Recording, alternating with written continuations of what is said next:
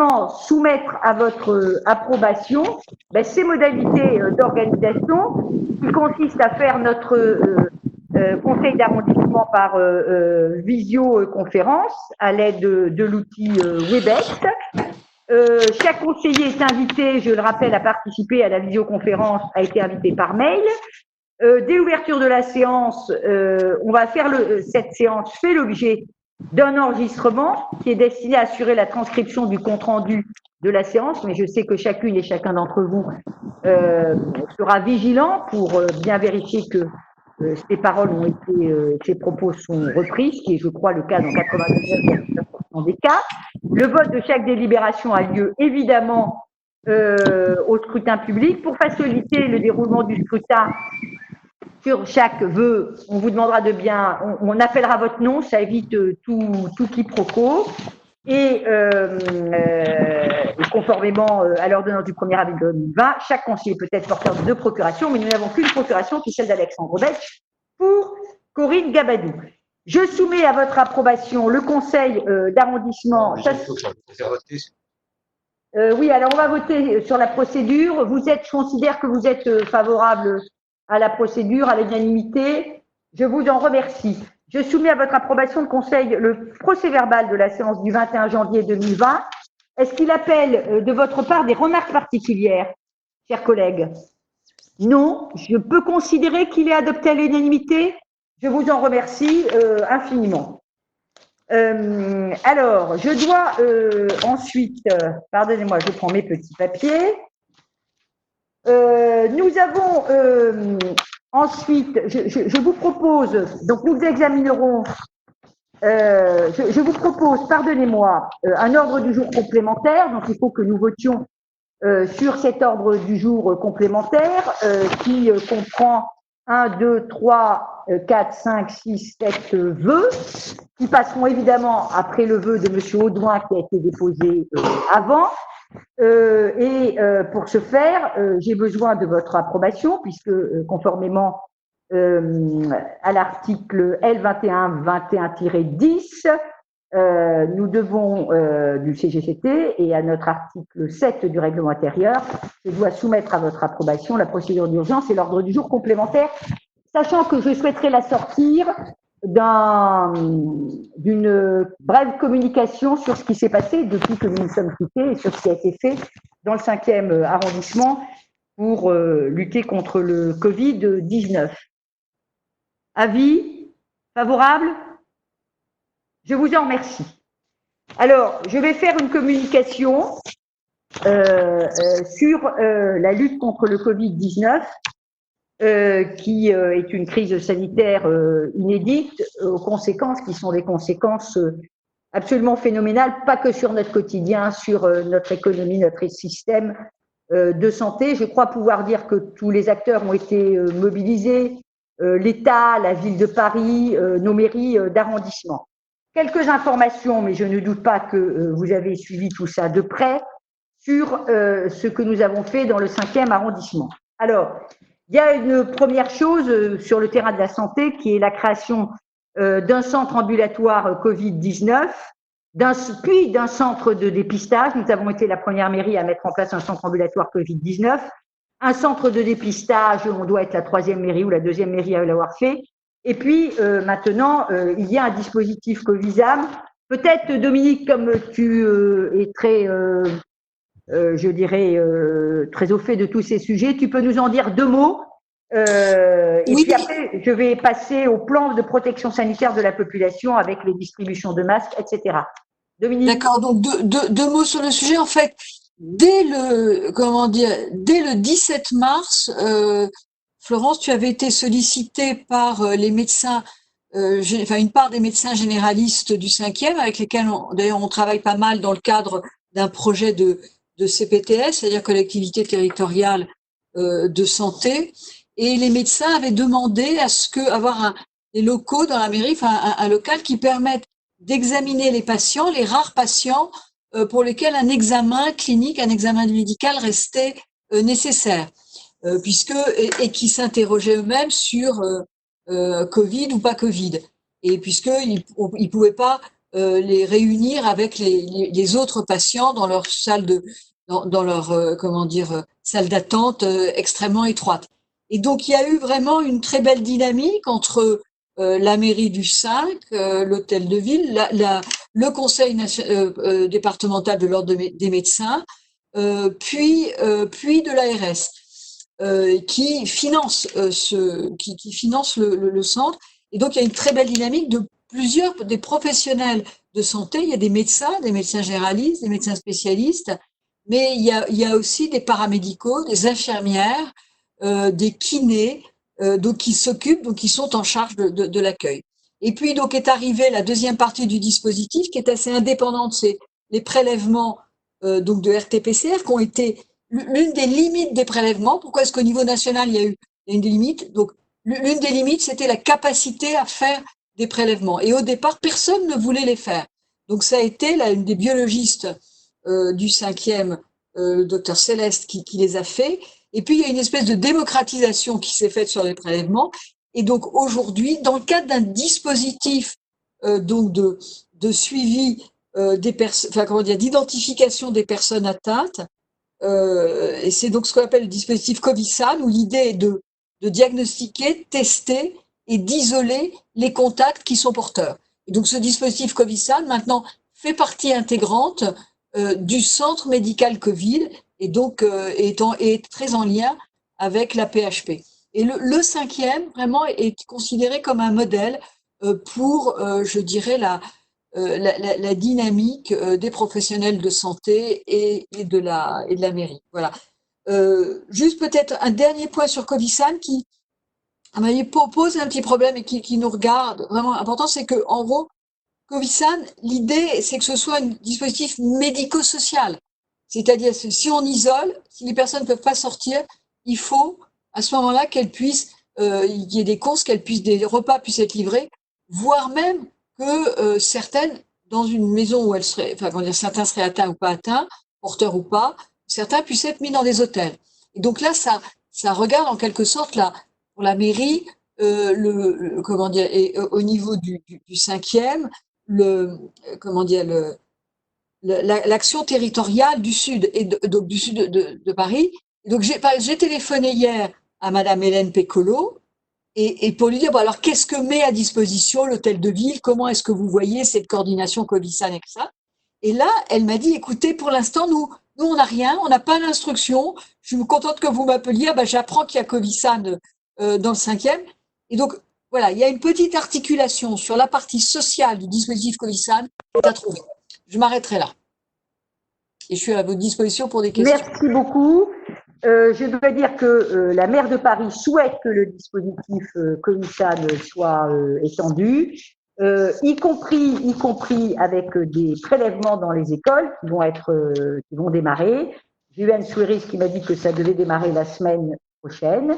Donc il faut, Madame l'adjointe Corinne Gabadou, qu'on suive ça de très près, car l'idée, on te voit pas, Corinne. Je pense que l'écran, il faut que sinon on voit que tes yeux. Merci.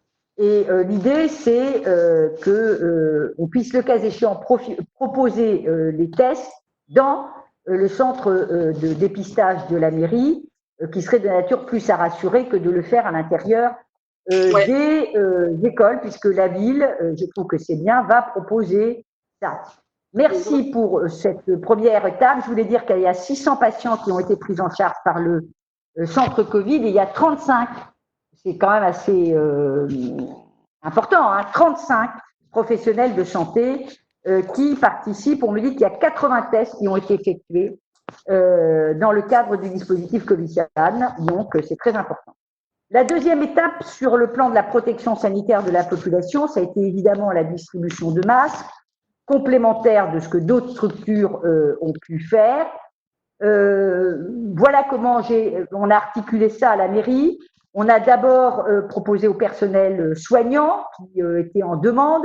On en a donné aux pharmacies. C'était un peu compliqué parce qu'elles avaient un cadrage, vous le savez, qui était très, très rigoureux. Donc, l'idée, c'était de dire, voilà, c'est en dehors du quota ARS, mais c'est vraiment pour les personnes à risque et les soignants qui n'en ont toujours pas.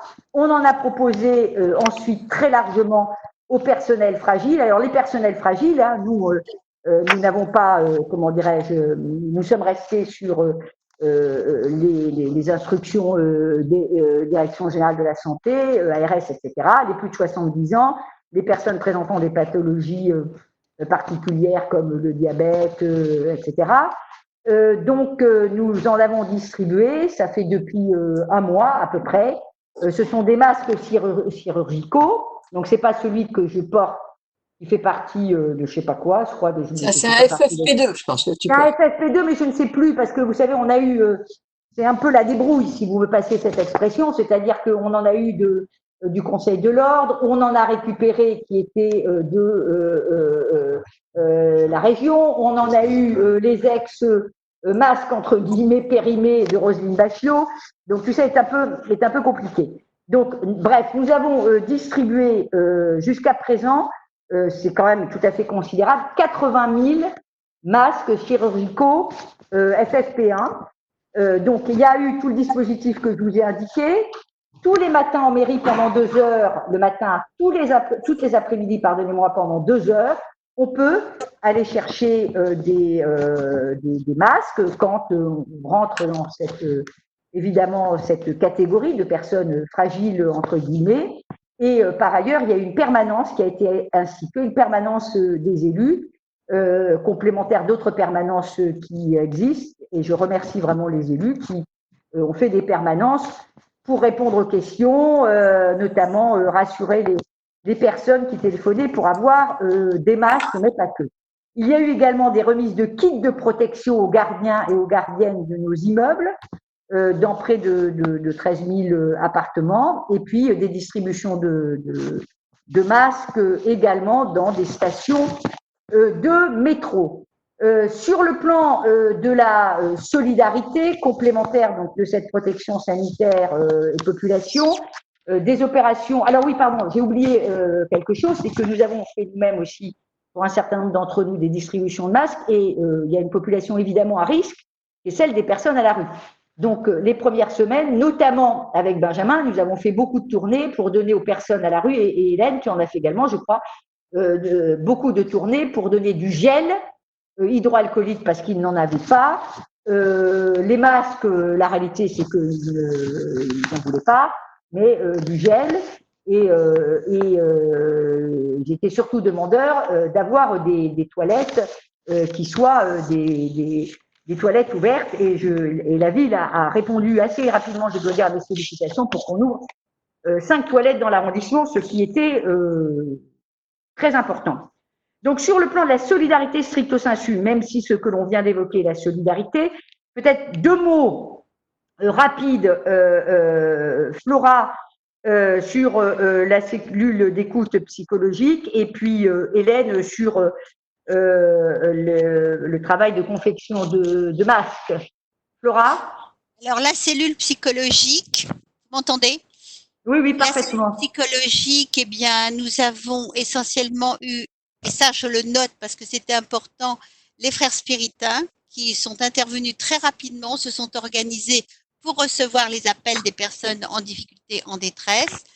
Nous-mêmes, enfin moi-même, j'ai téléphoné à beaucoup de résidents de nos résidences seniors, tous ceux dont j'avais les numéros de téléphone. Voilà. Oui. Et les psychiatres des psychiatres aussi, ils sont formés. Il y a eu beaucoup, si vous voulez, de personnes qui se sont sentent disposées pour intervenir.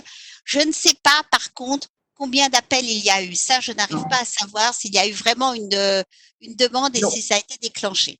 Donc, je voudrais dire qu'en marge de l'accompagnement téléphonique, de non-spécialistes, entre guillemets, il y a eu des psychiatres, des psychologues, des psychothérapeutes qui se sont proposés. On a leurs coordonnées sur le site de la mairie. Ils ont fait ça gracieusement, et ça fait que 7 jours sur 7, il pouvait y avoir un accompagnement de cette nature. Et merci pour avoir, Flora, je dirais, initié les choses avec les spiritains.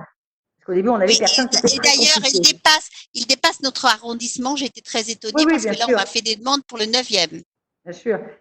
Alors, l'atelier de masques, Hélène, c'est un énorme sujet. Eh bien, dès que l'atelier masque a été mis sur les rails, il y a eu beaucoup de candidates, essentiellement des femmes bénévoles pour participer à cet atelier de confection donc de masques en tissu avec, s'articule sur deux volets, on peut dire, avec tout d'abord un atelier qui se tient à la salle des fêtes de la mairie du 5e et puis une fabrication bénévole à domicile donc couturières bénévoles qu'on alimente à l'aide de kits qui sont, eux, fabriqués à l'intérieur de l'atelier du 5e.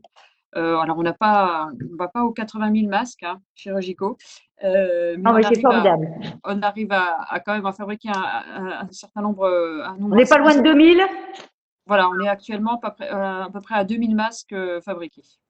Donc, et dans des conditions, je le dis, sanitaires strictes. Donc, c'est-à-dire Tout à fait. que c'est dans la salle des fêtes. Les machines à coudre sont très éloignées. Il y en a 4. Ouais, L'atelier de découpe, 5. 5. Oui, elles sont 5. désinfectées. Elles sont désinfectées. Il y a du gel hydroalcoolique. Il y a l'atelier de découpe qui est au milieu. Enfin, tout ça est extrêmement rigoureux. Merci vraiment d'animer ça avec beaucoup de professionnalisme. Et puis, il y a une belle énergie. Ces couturières sont formidables. Elles viennent de tous horizons. Bon, tout à fait. Voilà. Les vertus ne résident pas uniquement dans la fabrication des masques, mais également dans comment dirais-je, le lien social qui a pu être créé à cette occasion. Et ça a été vraiment très bénéfique pour et ça continue. Et je souhaite que ça continue jusque, si c'est possible, fin juin. Voilà, on verra. Et l'idée, c'est évidemment, on verra à qui on donne ces masques en tissu. Je pense que pour le moment, il faut qu'on attende et qu'on voit un peu, si vous permettez cette expression un peu triviale, des trous dans la raquette pour dire, ce serait plus salutaire de donner à tel type de population. Donc, continuer à travailler, c'est formidable. Sur le plan du soutien au commerce alimentaire et aux approvisionnements, Benjamin, plusieurs choses. Livraison à domicile, relais, avec la ville, le panier des essentiels, les masques à visière. Tu nous en dis 2 mots? Oui, donc nous avons mis en place donc sur le site de la mairie au début du confinement le listing notamment des boulangeries qui étaient ouvertes, les petites épiceries qui effectuaient des livraisons à domicile parce que on avait notamment les grandes enseignes qui le faisaient mais avec des délais qui étaient totalement déraisonnables. Et comme on a pas mal de personnes âgées qui étaient restées dans l'arrondissement pour qu'elles puissent se faire livrer quand même les produits essentiels pendant cette période de confinement. On a ensuite mis en place, en lien avec la ville, les paniers des essentiels, donc qui consistaient à une distribution de 450 paniers organisés sur la place du Panthéon pour les familles du 5e, qui consistait en fait à un panier de 10 kilos pour 20 €. On a eu que des retours très très positifs de cette opération. Nous avons mis en place pour les commerçants. Alors, cette opération, pardon de t'interrompre, c'est fait en lien étroit avec la ville depuis le début. Avec la ville et avec Madame Polski. Avec Madame Polski et le groupe d'Adoun pour piloter parce que c'était quand même une grosse opération à organiser, sachant qu'on savait que ça ne serait pas pérennisé dans le temps. Donc, ça a demandé quand même un déploiement d'énergie de chacun assez important, mais pour un résultat qui a vraiment satisfait la grande majeure partie des bénéficiaires.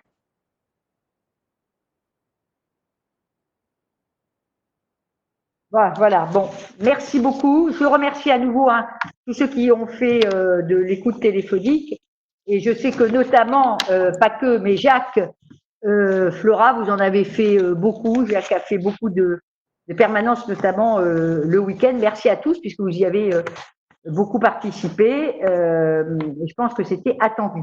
Alors, depuis plusieurs semaines, nous travaillons également au déconfinement, puisque c'est l'après 11 mai qui nous préoccupe aujourd'hui, au moins sur 3 sujets: la reprise des écoles, les déplacements, la réouverture des marchés alimentaires. Donc, sur la reprise des écoles, nous y reviendrons sur les vœux, mais nous organisons la réouverture des écoles avec évidemment l'Académie de Paris et la ville de Paris, et notamment Monsieur Bloch et la circonscription des affaires scolaires, dont je salue l'engagement aux côtés de Corinne, parce qu'ils ont énormément travaillé ces dernières semaines dans des conditions sanitaires strictes. Peut-être 4 volets, tu nous en dis 2 mots, même si tu y reviens, Corinne. Corinne? Bon, Corinne a disparu, ça serait bien si elle pouvait revenir. Corinne, tu y vas? Vous pouvez remettre le micro? S'il vous plaît, vous pouvez remettre le micro? C'est bon? Vous m'entendez? C'est bon. Oui, vas-y. Tu m'entends? Oui, quelques mots, tu reviendras sur les vœux, mais quelques mots sur la réouverture des écoles. Alors déjà, savoir que pendant la période confinée, il y avait 2 groupes scolaires qui étaient restés ouverts pour accueillir les personnels prioritaires, personnels soignants et les commerçants et la police, etc. C'était le groupe Saint-Jacques et Buffon, école maternelle et élémentaire. Et on avait une crèche qui était restée ouverte, c'était la crèche 30 Poliveau, pour accueillir également les enfants des parents prioritaires. Maintenant, à partir de demain, vont réouvrir les écoles maternelles élémentaires. Pas toutes, il y en a quelques-unes qui vont rester fermées, malheureusement. Alors, on peut dire lesquelles? Oui, donc maternelle Cujas, l'élémentaire Boulanger va rester fermé, la maternelle 97 Mouffetard et le collège Rognoni ne réouvre pas pour le moment. Le collège pour la partie, parce qu'on n'est pas encore sur l'ouverture du collège, donc la partie école élémentaire. École élémentaire, exactement. Donc, toutes les écoles privées réouvrent à partir de demain. Et pendant également le confinement, il y avait une école privée qui faisait permanence, c'était l'école Saint-Victor, qui accueillait les enfants des autres écoles privées. Donc voilà, et donc il y a eu des distributions de…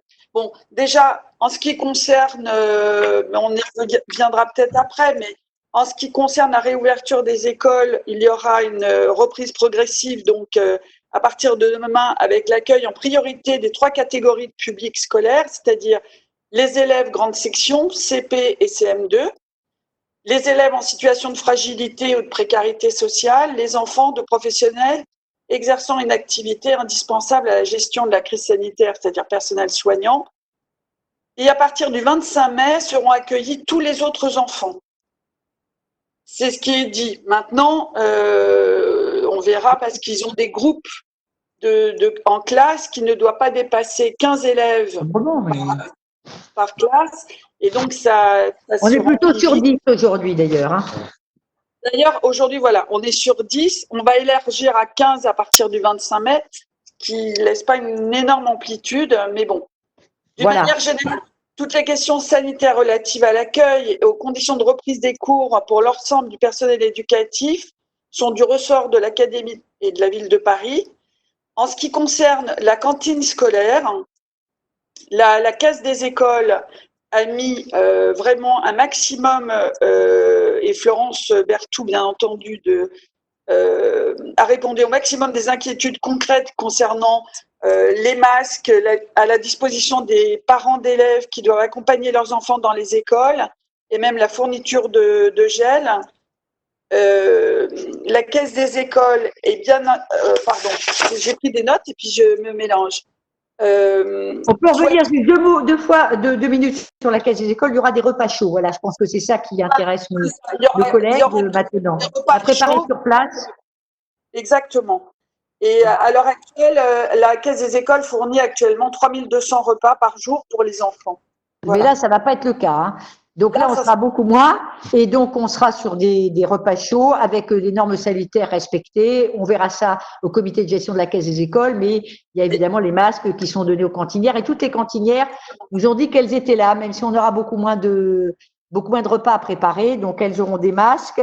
Et nous fournirons, alors je voulais dire, en complément à ce qu'a dit Corinne, qu'on a fourni aussi des masques à visière, car beaucoup de professeurs des écoles sont rassurés et d'animateurs à l'idée d'avoir en plus des masques FFP1 qui ont été donnés par l'Éducation nationale et la ville, pour les animateurs, ils sont rassurés d'avoir des masques à visière. Donc, nous donnons des masques à visière et on y reviendra tout à l'heure, mais nous avons souhaité également déployer des zones 20 priorité piétons en accord avec la ville aux abords de toutes les écoles de l'arrondissement pour sécuriser au maximum cette rentrée, en plus évidemment des autres avantages que cela peut présenter.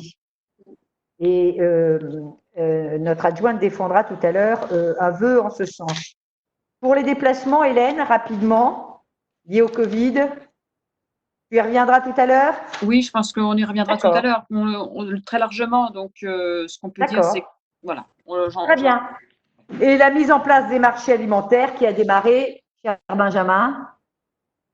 Avec le démarrage du marché Maubert et Port-Royal hier et Monge aujourd'hui, donc nous nous sommes rendus avec la maire et le délégataire hier et ce matin pour justement vérifier la bonne implantation, le respect de la distanciation sociale sur le marché en mode, on va dire, plus réduit en semaine. Moi, je serai de toute façon, et la maire aussi, présent ce week-end pour vérifier que tout fonctionne bien. Donc, du coup, sur le marché Maubert, on va avoir sans doute quelques allées qui vont être supprimées parce que le marché Maubert est particulièrement étroit à certains endroits. Et toutes les règles de distanciation entre les commerçants qui ont été établies par la DAE seront respectées. Donc voilà, tout est en ordre de marche. Les commerçants sont très très heureux d'être à nouveau parmi nous et les habitants sont également très heureux d'avoir retrouvé leurs commerçants des marchés. Voilà, je te remercie parce que c'est un travail évidemment qui est… merci à tous. Est-ce que vous avez des questions?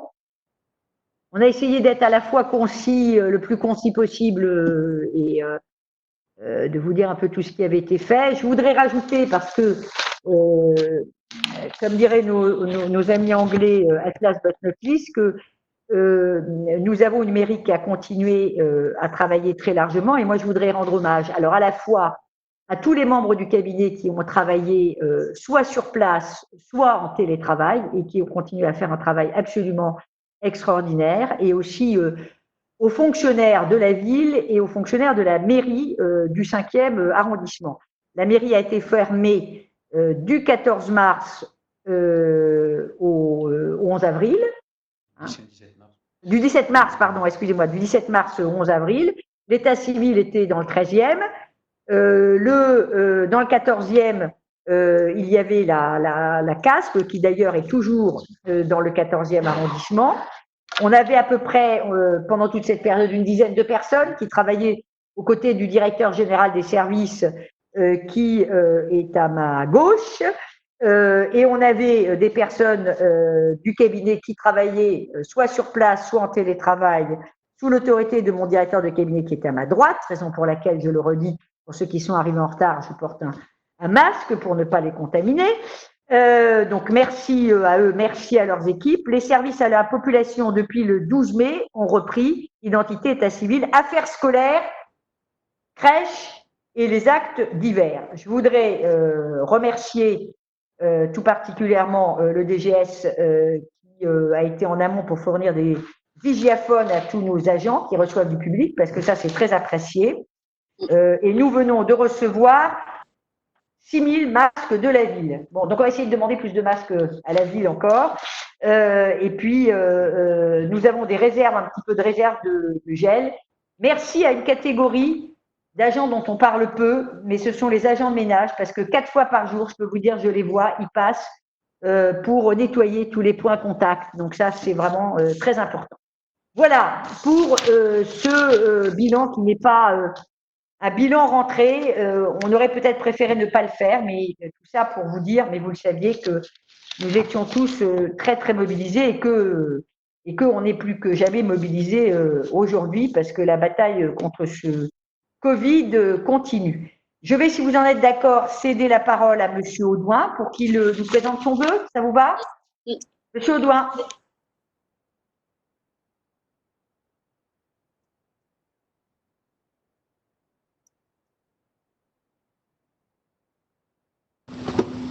Ah, voilà. Vous m'entendez? Oui, très bien, allez-y. Bon. Alors, donc vous avez souligné à plusieurs reprises et avec raison la difficulté, le caractère tout à fait exceptionnel de cette période, les challenges que ça pose pour les mairies en général, et à Paris, à la ville de Paris, et pour les mairies d'arrondissement. Et un des enjeux, eh bien, c'est effectivement de permettre à la fois à tout un chacun de se déplacer dans des conditions de sécurité qui soient satisfaisantes et d'assurer également la possibilité simplement de se déplacer, puisque, comme on le sait, les transports en commun sont très fortement réduits à cette période. Pour mémoire, on est quand même sur une base on passe de 5 millions de personnes transportées par jour à peu près à 1 million. Donc c'est vraiment très, on vit dans un monde encore très particulier. Et dans ce cadre, deux modes de transport devraient être privilégiés, logiquement. Ce sont la marche à pied et le vélo. Alors ça ne peut évidemment pas tout résoudre. Il y a des gens qui viennent de loin, il y a des gens qui n'habitent pas près de stations de transport, mais pour une grande partie des trajets, je rappelle que les 2 tiers des trajets en Ile-de-France font moins de 5 km, ces deux modes de déplacement sont tout à fait possibles et sont d'autant plus possibles en plus que dans notre malheur, il y a au moins une chose de bien, c'est qu'on arrive à une saison plutôt agréable. Mais voilà, on sait également la chaussée parisienne, la voirie parisienne, l'espace public parisien est trusté à peu près à 50% par la voiture. Et donc, si on souhaite avoir un transport modal d'ampleur, eh bien, c'est le moment d'engager des transformations significatives pour redonner de l'espace à la fois aux piétons et également aux cyclistes. Et on a dans le 5e quelques artères qui sont dans des configurations particulièrement défavorables à ces deux catégories de personnes, et je vais en parler. Donc l'autre bonne nouvelle de cette période, c'est qu'on a vu surgir cette idée d'urbanisme tactique, c'est-à-dire la possibilité d'intervenir de manière rapide, en principe en tout cas, de manière rapide et de manière assez légère, assez frustre, sans lancer des grands travaux, à coups de barrières, de traits de peinture, bref, pouvoir transformer, remodeler l'espace en fonction des besoins, d'une manière qui soit à la fois peu coûteuse, vite mise en œuvre et également, il faut le souligner, réversible, car après tout, certaines transformations qui pourront être expérimentées à cette période n'auront pas vocation à durer, ne seront pas juste satisfaisantes, ou au contraire seront pérennisées sous d'autres formes avec des transformations plus lourdes. Donc c'est dans ce cadre qu'on a vu une série de communications qui allaient, me semble-t-il, dans le bon sens, beaucoup de communications au niveau gouvernemental pour la promotion du vélo.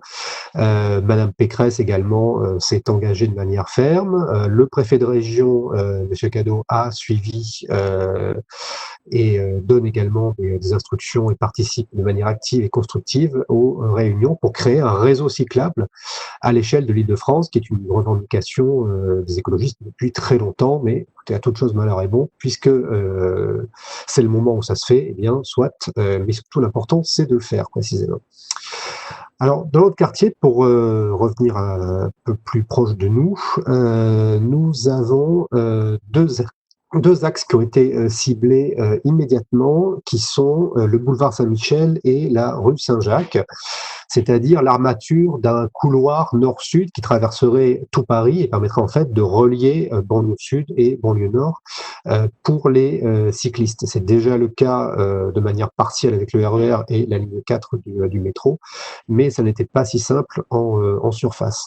Alors pendant de longues années, on a eu vraiment des vrais combats politiques pour obtenir une piste cyclable sur ce boulevard. Et les combats sont beaucoup focalisés au niveau de la porte d'Orléans, sous la vue du général Leclerc, sans succès jusqu'à maintenant. Et là, les choses semblent se débloquer. Et on a eu donc un aménagement sur le boulevard Saint-Michel également, qui a été fait dès les premiers jours du déconfinement. J'ai été un petit peu étonné de l'espèce de décrocher. La piste cyclable vélo disparaît à un moment. Enfin, il y a quelque chose d'un petit peu, pardon, piste cyclable tout court, disparaît à un moment. C'est quelque chose d'un petit peu baroque là au niveau de la Sorbonne, mais bon, j'imagine que c'est transitoire et que on devrait avoir assez rapidement une organisation qui est donc voie cyclable à droite, couloir de bus avec simplement marquage au sol et non plus séparation physique, et une voie de voiture du sud vers le nord, et ensuite complètement à gauche, entre guillemets, si je suis dans le sens classique du boulevard, le couloir de bus remontant. Donc, sur le boulevard Saint-Michel, il semblerait que les choses sont en bonne voie. Sur la rue Saint-Jacques, il y a eu des annonces et j'avoue que je ne sais pas très bien aujourd'hui quelle est la situation. Enfin, quelle est la volonté de chacun. Donc, on va peut-être pouvoir avoir un éclaircissement à l'occasion de la discussion de ce jeu. Pour l'instant, il y a un aménagement tout à fait correct jusqu'à la rue Soufflot. Et puis ensuite, eh bien, il n'y a plus rien. Il y a eu à un moment cette borne plastique qui a été posée, qui barrait la rue, c'était complètement au niveau de la rue Royer-Collard, c'est complètement absurde, ça a été enlevé. Mais aujourd'hui, on a simplement en théorie, une zone 20 et quelques inscriptions à la peinture jaune sur le sol. Alors, mon vœu est assez exhaustif, puisque comme vous l'avez vu, on demande la transformation de la rue Saint-Jacques, la pérennisation également des travaux du boulevard Saint-Michel, et également le passage en zone dite piétonne ou à trafic limité, les deux dénominations existent, d'un grand nombre de rues à travers l'arrondissement. Alors, pourquoi est-ce qu'on va vers ce type de dénomination-là, et pourquoi ces zones 20 qui semblent devoir fleurir dans le quartier sont, en fait, c'est comme si on faisait rien. Voilà, je vais le dire de manière peut-être un petit peu cassante, pardonnez-moi, mais j'habite rue Saint-Jacques. J'y étais tout à l'heure. Il y a de belles inscriptions à la peinture jaune, et on a toujours des voitures qui roulent à vitesse libre. On a des scooters qui serpentent quand une voiture a le bon goût de s'arrêter pour laisser passer au passage piéton près de la rue Royer-Collard. Eh bien, vous avez un scooter qui va se faufiler, la doubler à fond les ballons immédiatement. Donc, ce principe des zones 20, les zones dites de rencontre, c'est un excellent principe à condition que l'infrastructure dise clairement aux automobilistes, vous n'êtes pas sur une rue. Vous n'êtes pas sur la route. Vous êtes dans un passage où vous avez la possibilité d'accéder pour une desserte urgente, mais vous n'êtes pas dans une rue habituelle. En gros, ça marche quand vous avez un pavement complètement à plat et plus du tout ce marquage, trottoir, chaussée, etc. Là, ça peut fonctionner et en fait, ça revient à peu près à ce que je disais tout à l'heure, à ces zones piétonnes ou à ces ZTL. Finalement, c'est un petit peu la même chose. Mais quand on met un panneau 20 km/h sur une rue classique, ça a le même résultat que quand on met un panneau 30 km/h sur une rue classique, sauf présence de forces de l'ordre, sauf radar, eh bien, les voitures roulent à 50 comme dans n'importe quelle rue. C'est ce qu'on observe partout dans Paris, partout dans le 5e, et il n'y aura aucune exception à l'occasion des événements que l'on connaît. Les zones 30, ça permet de faire de mettre des vélos en contresens, et ça, pour le coup, ça fait réfléchir l'automobiliste, ça tend à apaiser le trafic, mais les limitations de vitesse, de manière générale, ne sont pas respectées. Et d'ailleurs, on le comprend un petit peu, honnêtement, il m'arrive de conduire, pas à Paris, mais ailleurs en France, franchement, 30 à l'heure dans une voiture, il faut vraiment faire sacrément attention, et alors 20 à l'heure, c'est carrément un exercice de style. Donc s'il n'y a pas en permanence un environnement qui vous rappelle la réalité de la situation et où est-ce que vous êtes, ça fonctionnera extrêmement mal. Donc c'est pour ça que je pense qu'il faut passer à un autre type d'affichage, un autre type de signalétique, un autre type de définition de nos rues étroites qui ne doivent pas recevoir le trafic qu'elles reçoivent aujourd'hui. C'est pour ça que je parle de rue piétonne ou, encore une fois, on peut choisir de rue à trafic limité si ça peut permettre de lever quelques doutes. Je rappelle que ce type de fonctionnement permet les livraisons, permet la desserte, permet l'accès aux riverains. L'idée, c'est de bannir la circulation de transit, c'est-à-dire les gens qui se faufilent, qui vont chercher à se garer, qui n'habitent pas le quartier, ou encore pire, qui passent par ces rues-là comme pour des itinéraires malins. Donc dans ce vœu, je définis plusieurs priorités que je vous soumets à votre jugement, et peut-être qu'on pourra l'amender ou le faire évoluer.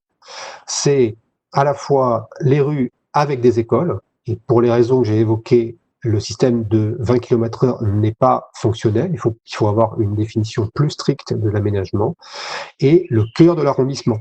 On parle enfin de piétoniser le Haut-Mouffetard, mais le Haut-Mouffetard seul, ça ne suffit pas, c'est bien un quartier Mouffetard qu'il faut créer. Et accessoirement, je voudrais insister sur un point, on veut créer de la distanciation sociale, de la distanciation physique, pas sociale, mais de la distanciation physique. Si on ne piétonise que la rue Mouffetard stricto sensu, on va la rendre encore plus attractive pour les piétons et pour la chalandise. c'est bien à l'échelle du quartier qu'il faut raisonner, de manière à pouvoir obtenir une dispersion des gens sur l'ensemble de nos petites rues et également tout simplement un agrément optimal. Bon, je pense que vous avez tous lu le vœu, donc je vous en économise peut-être la lecture exhaustive et je pense qu'on va avoir un échange intéressant. Merci beaucoup, Monsieur Audouin. Je vais céder la parole à Hélène d'abord, qui l'avait demandé, après Hélène. Allez, Madame Cohen-Solal, et puis après tous ceux qui voudront s'exprimer. Je voudrais juste dire en propos introductif qu'il y a au moins il y a 3 éléments sur lesquels je suis d'accord avec vous dans les intentions, même si je ne suis pas d'accord, et j'y reviendrai après tous mes collègues, sur le contenu de ce vœu.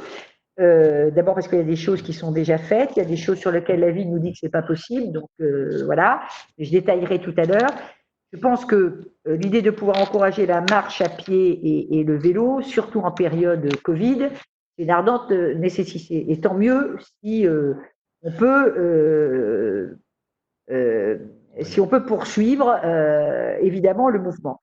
La question de la réversibilité m'apparaît extrêmement importante et la question de quartier, de raisonner en quartier est évidemment une donnée qui est importante. Hélène.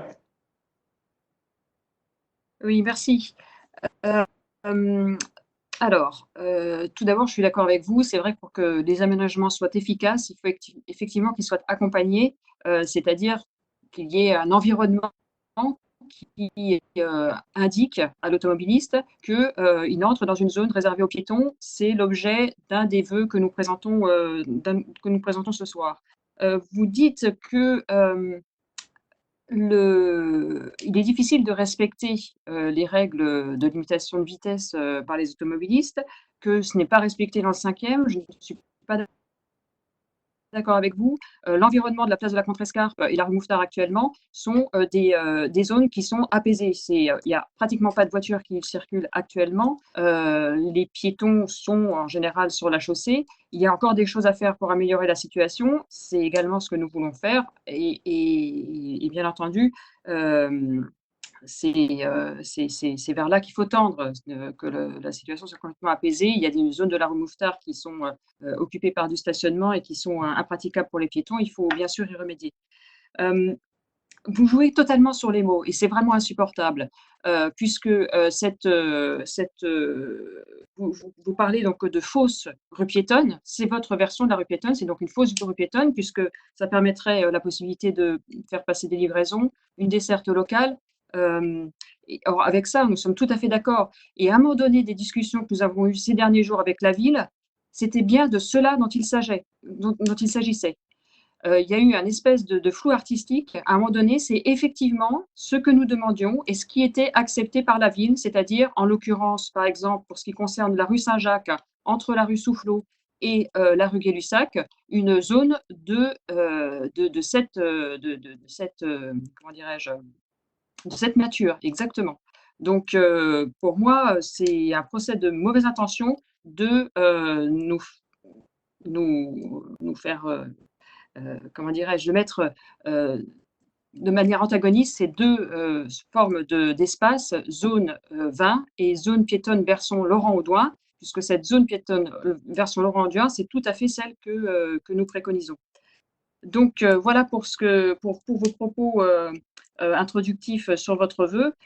Sinon, il y a peut-être des petites choses techniques. C'est sûr que si vous voulez piétonniser Bout-de-Brie, il faudra aussi piétonniser par cheminerie.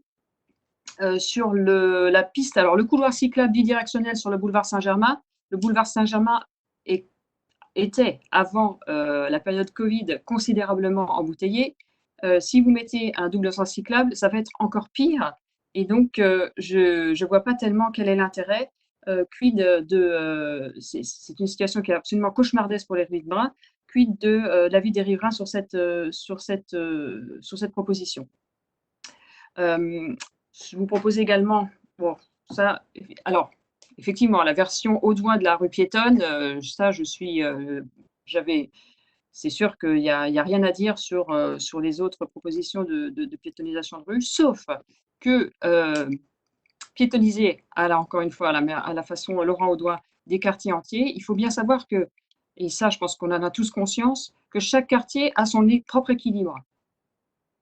Les usages se font dans un certain équilibre. Si jamais vous le bouleversez totalement, il me semble que c'est pas la manière de faire la plus adéquate. Je pense qu'il faut y aller, au contraire, pas par touche, il faut quand même que ce soit significatif, mais néanmoins, le bouleverser complètement, ça mène à l'impasse puisque vous n'avez pas le temps de prendre en compte les avis des uns et des autres. Vous le modifiez d'une certaine façon, vous récupérez un petit peu par exemple, typiquement, la zone dont on parle beaucoup entre Soufflot et Gay-Lussac, eh bien, vous la mettez en zone de rencontre ou en zone vers Saint-Laurent-aux-Doigt. Là, tout le monde se dit, ah ouais, c'est bien. Mais si c'était piéton complètement, ce serait encore mieux. Eh bien, on la rend encore un peu plus restrictif. C'est comme ça que doivent être envisagés, à mon avis, les aménagements tactiques. Merci beaucoup. Qui voulait s'exprimer? Madame Lincoln Solal. Oui, moi, je vais peut-être choquer pas mal de gens ici, mais je voudrais juste dire que j'ai pas du tout apprécié le fait que pendant qu'on était confinés, des décisions ont été prises qui modifiaient complètement la ville, qu'on avait un peu obligé d'oublier, et sans que, franchement, des avis nous soient demandés. On a quand même eu de la démocratie participative à tire-larigot pendant très, très longtemps, et là, la démocratie participative a malheureusement beaucoup disparu puisqu'on était tous confinés, qu'on a vu apparaître des choses sur lesquelles on n'avait pas du tout été interrogés. Moi, je veux bien qu'on décide, parce qu'il y a cet horrible virus qui nous menace partout, qu'il faut se déplacer maintenant à Paris en transport en commun quand même un peu, même s'il y en a beaucoup moins, à pied et en vélo. C'est très bien, mais ça ne concerne qu'une certaine partie de la population et toute la population à un certain moment de sa vie. Il y a plein de gens qui peuvent se déplacer à pied et en vélo à certains moments, et d'autres qui ne peuvent pas se déplacer en vélo jamais, et d'autres qui ne peuvent pas se déplacer ni à pied ni en vélo à certains moments, quand ils ont une entorse, quand ils sont malades, quand ils ont des enfants, quand ils ont une valise, quand ils font des courses, bref. Donc, qu'est-ce qu'on fait si ces modes de transport ne sont pas possibles pour nous? Est-ce qu'il a été envisagé un moment, par exemple, d'élargir les flottes de voitures électriques qui existent à Paris, qui ont beaucoup existé avec Autolib, qui n'existent plus avec Autolib, mais il y a quand même des flottes de voitures électriques qui pourraient aider, quand elles ne sont pas trop imposantes, etc., à faire en sorte que des gens puissent transporter soit des enfants, soit des personnes âgées, soit des valises, soit des colis, à des moments où ils en ont besoin. Parce que ça arrive à tout le monde, y compris à nos gens qui adorent le vélo. Première chose, je n'ai jamais vu qu'on nous ait proposé plus de choses. Et moi, j'ai essayé, parce que j'aimais beaucoup Autolib, d'avoir recours à ces flottes de voitures électriques aujourd'hui. C'est impossible. C'est impossible. Donc, on ne les trouve jamais, c'est très compliqué d'y avoir accès. Donc, je voudrais quand même juste qu'on nous donne une forme de liberté de choix sur comment on se déplace. Naturellement, moi, je me déplace en bus, mais les bus, il y a moitié d'abord, les bus sont un peu bloqués vers le chauffeur, ce que je trouve tout à fait normal. Après, il y a juste une place sur deux, mais il n'y a pas le double de bus. Donc, évidemment, on ne peut pas le faire de cette manière-là. À partir de 16 heures, il faut avoir l'autorisation de son patron pour prendre le bus, comme pour le métro, très bien. Donc, comment on fait? Moi, j'aimerais bien qu'on me laisse un peu de choix. Voilà, je déteste qu'on m'impose une façon de faire, et en particulier quand c'est pas commode. Après, pas plus à Paris, comme vous le savez, il fait pas toujours un temps formidable, même si on y va.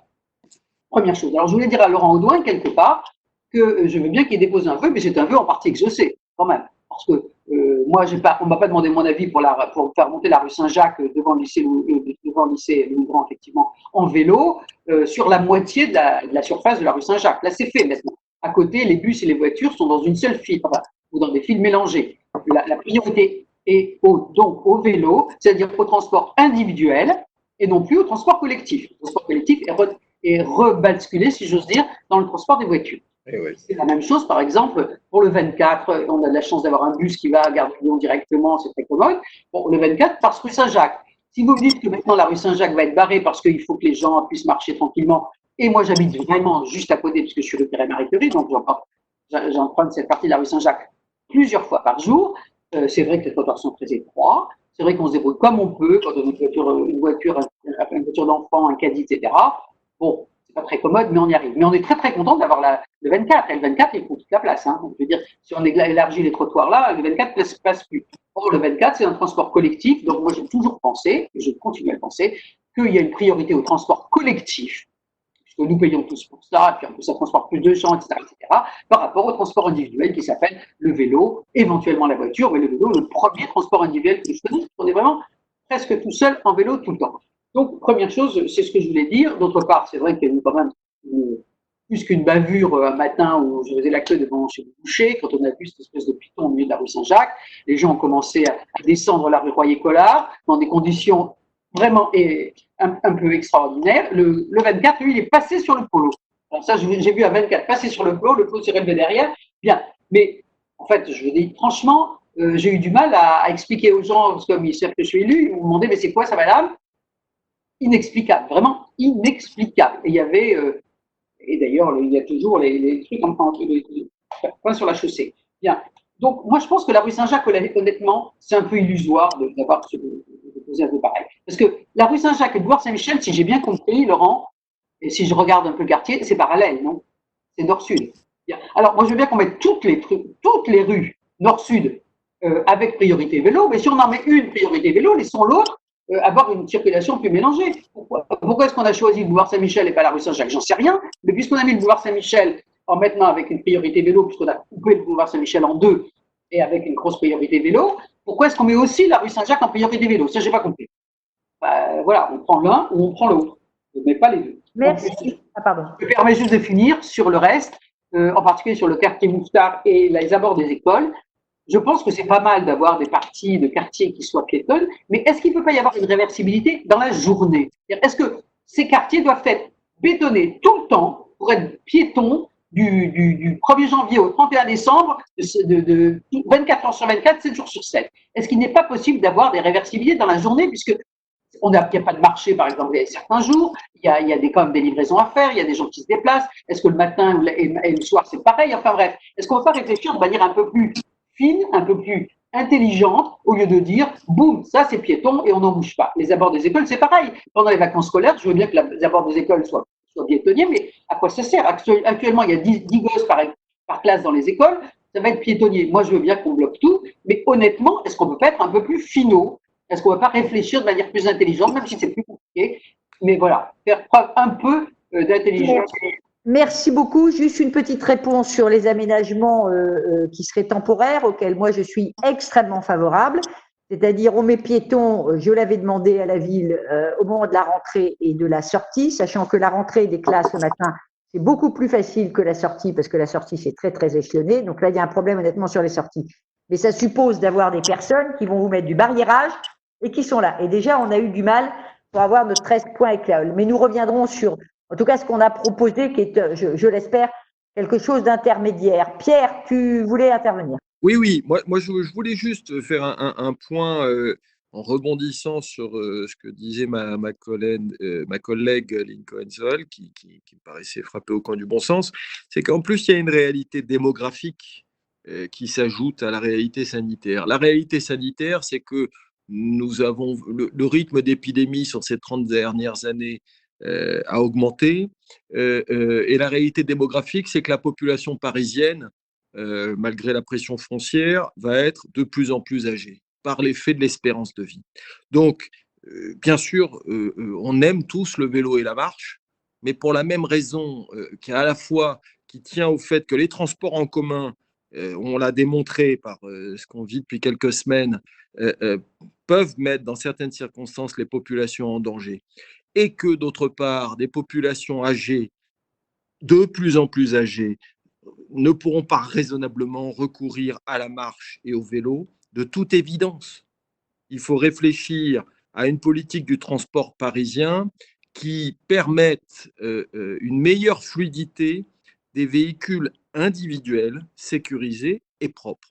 Ça peut inclure évidemment l'installation aux portes de Paris de péages pour dissuader les véhicules polluants de rentrer et par conséquent de favoriser davantage les véhicules non polluants pour qu'ils circulent plus vite. Mais nous sommes dans une situation aujourd'hui où la multiplication des embouteillages, et malheureusement les pistes cyclables y contribuent, parce que tout ça n'est pas réfléchi, pas maîtrisé, c'est qu'aujourd'hui, ceux qui voudraient acheter un véhicule non polluant en sont dissuadés à la fois par le prix, mais aussi par la perspective de se retrouver prisonniers d'embouteillages avec leur voiture propre. Donc on voit bien qu'ils hésitent à aller dans le bus et dans le métro parce qu'on s'y infecte. Ils sont trop vieux pour faire du vélo, la marche n'est pas réaliste, et s'ils prenaient une voiture électrique, ils seraient bloqués dans les embouteillages. Écoutez, tout ça n'est pas réfléchi. Donc évidemment, il faut réfléchir à une politique de transport parisien qui favorise la marche, le vélo, mais la fluidité des transports individuels propres. Voilà, c'est un ensemble. Merci beaucoup. Une dernière intervention d'Hélène, peut-être? Enfin, il y en a peut-être d'autres, mais bon, Hélène. Oui, merci. Alors, sur le plot de la rue Saint-Jacques qui a défrayé la chronique, c'était une erreur de l'entreprise qui a fait les marquages.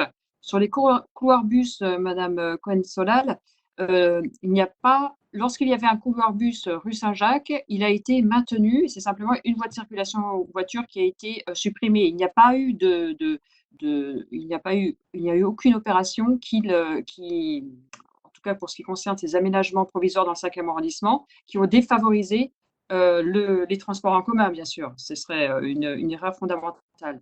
Sur les remarques de Pierre, c'est vrai qu'on peut s'engager. Les bus ne passent pas avec les vélos. Si vous permettez, on va terminer, Hélène. Le couloir bus il y a un nouveau couloir bus provisoire lorsqu'il y en avait un précédemment sur la rue Saint-Jacques. Il n'y a pas eu de suppression de couloir bus. Enfin, ce sont des aménagements tactiques, ça veut dire qu'ils sont réversibles et que justement l'idée, c'est là de voir quelles conséquences ça a. Et si jamais les conséquences sont néfastes, eh bien, on peut toujours faire marche arrière aussi. Alors, je vous propose, est-ce qu'il y a encore des interventions? Madame Le Mardelet, je vous en prie. Puis après… Non, merci de me passer la parole. Je voulais juste apporter un élément d'information. C'est que pourquoi la ville a choisi Saint-Michel et Saint-Jacques, c'est pour faire un axe dans un sens nord-sud et l'autre sud-nord. C'est pour éviter que l'axe de vélo soit tout sur le même axe routier. Donc c'est logique, parce que les deux sont parallèles. Et j'ajoute que c'est l'idée aussi qui recueille le consensus de la région, de la ville, de longer les lignes de métro les plus fréquentées. Et là, il s'agit de la ligne 4. Donc, il y a la ligne 4 qui va être doublée ainsi par des lignes de vélo métropolitains. D'ailleurs, ça ne s'arrête pas aux portes de Paris. Ça continue en banlieue. La ligne 13 et la ligne 1. Donc, il y a quand même une logique dans cette this method and this madness. Voilà. C'est ce que je voulais dire. Bon. Je rappelle que nous ne sommes pas en train nous commentons les aménagements portés par la ville, la région et le cas échéant d'ailleurs, par la mairie du 5e arrondissement, parce qu'il y a des choses sur lesquelles nous sommes d'accord, on ne se cache pas derrière notre petit doigt, mais le sujet là, c'est le vote du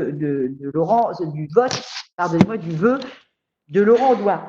Je veux faire quelques remarques très rapides et presque techniques, pardon. Je reviens pas sur le fond, sur tout ce qui a été dit, qui a été très bien dit d'ailleurs par les uns et par les autres. Sur le premier alinéa, le premier attendu, Monsieur Audouin, soit confirmée la suppression effective de la voie de circulation, etc.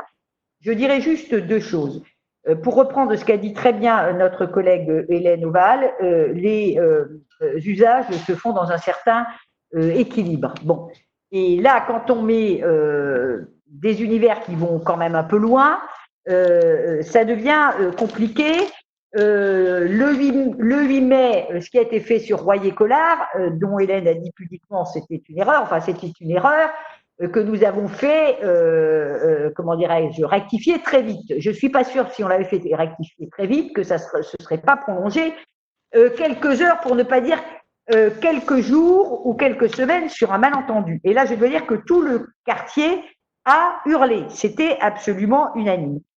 Nous allons revenir sur les vœux qui sont en fait des contre-propositions où on n'est pas d'ailleurs forcément contre tout ce que vous proposez, Monsieur Audouin, mais c'est peut-être sur la manière aussi d'y arriver. Je ne pense pas que l'urbanisme tactique ce soit de décider comme ça tout d'un coup qu'on va mettre un peu brut de décoffrage des grands linéaires en zone piétonne. Peut-être qu'un jour ça se fera.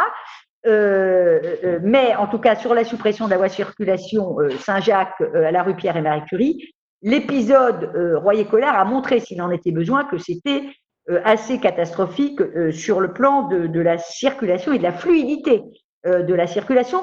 Et de toute façon, encore une fois, moi je suis pragmatique, tout le quartier a hurlé, tout. Ça a été absolument terrible. Sur le couloir cyclable bidirectionnel, moi je veux bien qu'on recrée encore quelque chose du boulevard Saint-Germain, sauf que le boulevard Saint-Germain, il est ce qu'il est. D'ailleurs, pour la première fois aujourd'hui, j'ai constaté que le boulevard Saint-Germain, ça y est, on est revenu à un niveau de circulation qui est très important. Je ne vois pas d'ailleurs forcément l'utilité d'un couloir cyclable bidirectionnel, outre les conséquences en termes d'mobilisation de trafic, même si on diminue de manière drastique la circulation automobile, dans la mesure où je rappelle que avec le rêve, on a fait déjà un aménagement, d'ailleurs sur les quais. Donc cet aménagement, il existe bien. Vous nous parlez de créer un couloir cyclable bidirectionnel reliant le Luxembourg et les Gobelins via les rues Gay-Lussac, etc. Moi, c'est une idée que je trouve à titre personnel extrêmement intéressante. Bon, je milite auprès de la ville pour que on étudie ça, parce que d'abord, Bernard Gay-Lussac, c'est très large. Pour le moment, sachez que c'est à l'étude. Bon, donc voilà. Quant aux rues piétonnes devant les écoles, franchement, il y a ce qu'avait évoqué Lincoln Solal. Si on pouvait faire ça, moi, je fais ça tout de suite. Mais aujourd'hui, il est impossible. La ville n'a pas les moyens humains pour que l'on fasse un bout piéton le matin, par exemple, pendant 1 heure, qui pourrait être très intéressant. Et puis après, on passe à autre chose. De toute façon, c'est quelque chose qu'elle ne sait pas, qu'elle ne peut pas faire techniquement. Vous nous mettez dans ces rues piétonnisées des écoles. Alors vous mettez Bout-de-Brie plutôt que Saint-Jacques, pourquoi pas d'ailleurs. Ça c'est votre marotte, la piétonisation Bout-de-Brie par cheminerie. Ça peut être une bonne idée. Moi j'ai juste un seul problème, Monsieur Audoin. Si vous êtes capable de convaincre l'exécutif que quand on piétonise, on peut gérer les terrasses et l'extension des terrasses.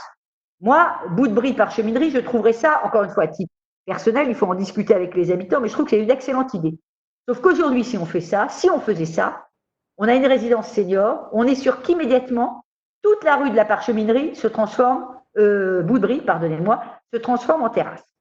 Et le bémol, alors là, pour cet axe qui s'y prêterait, très objectivement, qui s'y prêterait bien, c'est de pouvoir gérer l'extension des terrasses. Il n'y a aucun règlement de la ville, il n'y a aucune réglementation d'urbanisme de quelque ordre que ce soit qui nous permet d'éviter ça, ce qui serait pour le coup un séisme pour le quartier à cet endroit-là, car je trouve que c'est une bonne idée. Donc nous, on va revenir sur un dispositif zone 20. Vous nous dites que c'est rien, zone 20, écoutez, vous n'avez pas toujours dit ça, mais bon, si vous trouvez que c'est rien, moi je trouve que c'est une avancée considérable, comme l'a dit Hélène Oval, et c'est quelque chose, encore une fois, de pragmatique. Et peut-être que dans le lot, ici ou là, il y aura des endroits où on pourra un jour piétoniser. Vous demandez, est-ce que soit piétoniser les rues comportant les crèches? Alors là, je pense qu'il y a une grosse erreur. Je ne sais pas si c'est un copier-coller, mais il y a une erreur dans votre papier, parce qu'il n'y a pas de crèche Pot-de-Fer, faut relire le vœu. Il n'y a pas de crèche Saint-Victor, il y en a à Poliveau, ça c'est vrai, mais je ne sais pas ce que c'est que Pot-de-Fer et Saint-Victor. Pardon, c'était fer à moulin, c'est effectivement une erreur grossière. Non, mais il n'y a pas de crèche ferme. C'est l'école. Je pensais à l'école en fait. Donc non, mais il n'y a pas de crèche fer à moulin. Vous ne citez que. D'abord, vous citez, il y a beaucoup plus de crèches que 3, et il y en a à part Poliveau, Pot-de-Fer, il n'y a pas de crèche, et Saint-Victor, il n'y a pas de crèche. Enfin bon, ça nous arrive à tous, mais là, c'est totalement hors de propos. Quant à créer autour de la rue Mouffetard un véritable quartier piéton, l'idée d'avoir un quartier piéton qui ne soit pas limité, j'ai entendu vos arguments, à une rue, parce qu'effectivement, on concentre toute la population dans cette rue. Là, pour le coup, c'est quelque chose sur le plan urbanistique qui est vrai et vérifiable. Il y a une demande de piétonisation expérimentale qui a été faite, compte tenu en tout cas du Covid. Et cette piétonisation, qui d'ailleurs avait été annoncée, je dois dire, à grand renfort de communication par Madame la maire de Paris sur le plan national, s'avère aujourd'hui totalement impossible à mettre en place cycle les services. Donc, avant de communiquer, ça serait bien qu'on essaye de voir si c'est possible. Voilà. Donc, je vous le dis, les services nous ont dit qu'on ne pouvait pas piétoniser Bouffetard. Ce qui ne veut pas dire qu'on ne va pas avancer sur le sujet, zone 20, etc. Mais aujourd'hui, pour plein de raisons techniques d'aménagement, ils nous disent qu'on ne peut pas le faire. Voilà. C'était des remarques, je vous accorde, qui sont plus techniques que sur le fond. Je propose qu'on passe au vote parce qu'on va de toute façon pas épuiser le sujet, puis on va y revenir à travers les vœux. Il y a quand même 2-3 choses que j'aimerais rectifier parce que je pense qu'il y a des points qui sont mal compris. J'entends vos réserves. Franchement, je vous ai écouté très longuement. Accordez-moi que je n'ai pas beaucoup parlé là. Non, mais tout à fait. On continue, vous allez y revenir parce que sinon on va pas. C'est pas tellement à vous que je voudrais répondre, en fait. Alors allez-y, mais c'est juste que je vais essayer de faire court. Sincèrement, j'essaie de faire rapide. Je vous ai écouté très longuement. Vous avez développé votre. Allez-y. Non, mais tout à fait. Je vous remercie. Vous parlez de l'exemple du fameux plot qui a mis le bazar. Il est évident que si on déroute la rue Saint-Jacques sur la rue Royer-Collard, on crée une espèce de thrombose, je ne sais pas ce qu'on fait, c'est absolument n'importe quoi, et c'est l'évidence même. L'interruption de trafic doit se faire au niveau de la rue Soufflot. Il n'a jamais été question de barrer à cet endroit-là, ce serait absurde. Je voudrais dire que d'abord, un bus peut parfaitement circuler dans un secteur piéton. On a l'exemple d'un bus qui longe la rue de Rivoli, place dont le nom m'échappe à cet instant, près de la maison européenne de la photo. Il y a là une zone piétonne étendue avec une ancienne placette et tout ça a été mis à niveau, transformé pour le coup en vraie zone de rencontre parce que le profil a été complètement, on n'est plus tout dans la chaussée, on est sur un espace continu et il y a un bus qui passe là au ralenti et la cohabitation se passe très bien. Donc l'argument de dire… Monsieur Audouin, je ne veux pas vous interrompre, mais franchement, je voudrais qu'on passe au vote. J'entends des choses qui sont concrètement fausses. C'est la même chose pour les livraisons. Vous pouvez faire un sans interdit, sauf livraison entre telle heure et telle heure, et terminer. Des tas de villes fonctionnent comme ça. Nantes a tout son centre, qui est une zone piétonne, totalement ouverte aux livraisons. Les professionnels ont des cartes, des horaires de passage, et ils circulent pour faire leur travail. Donc vraiment, j'insiste juste sur ces points-là très simples. Il faut avoir une vision pragmatique et on sait faire. Tout dans la fermeture avec une barrière de ces rues. Voilà. Mais ça, je comprends et ça, pour le coup, cet aspect-là, on sait faire. Je propose que l'on passe au vote. Alors, monsieur le directeur général des services, vous allez appeler parce que comme ça, il n'y a pas de… Voilà. Donc, pour, contre ou autre chose. Alors, allez-y, appelez.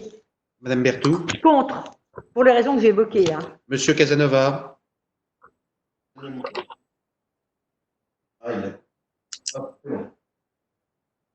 pense qu'il faut donner le micro à tout le monde parce qu'on ne va pas… Monsieur Casanova. Contre. Madame Gabadou. Il faut lui donner. Madame Vous pouvez lui Gabadou. donner le micro, s'il vous plaît. Corinne. Corinne, tu as le micro. Elle entend ou pas? Corinne. Corinne, vous pouvez gérer sans qu'il gère les micros parce que Corinne, on ne t'entend pas. Mais je la vois plus. Corinne, elle est là. Oui, mais elle n'entend pas. Corinne, oh. Madame Gabadou. Allez, on peut être… Madame Oval. Contre. Monsieur Isard. Contre. Madame Caloussian. Contre. Madame Lingui. Pour. Monsieur Sopelsa. Monsieur Sopelsa. Contre. Madame Stopalionnet. Contre. Monsieur Tibéri.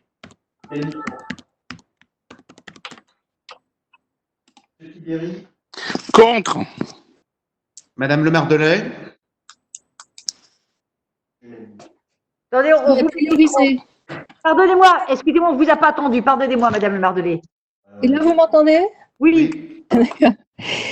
Je vote pour, mais je précise que c'est un programme trop coûteux qu'il faudra prioriser.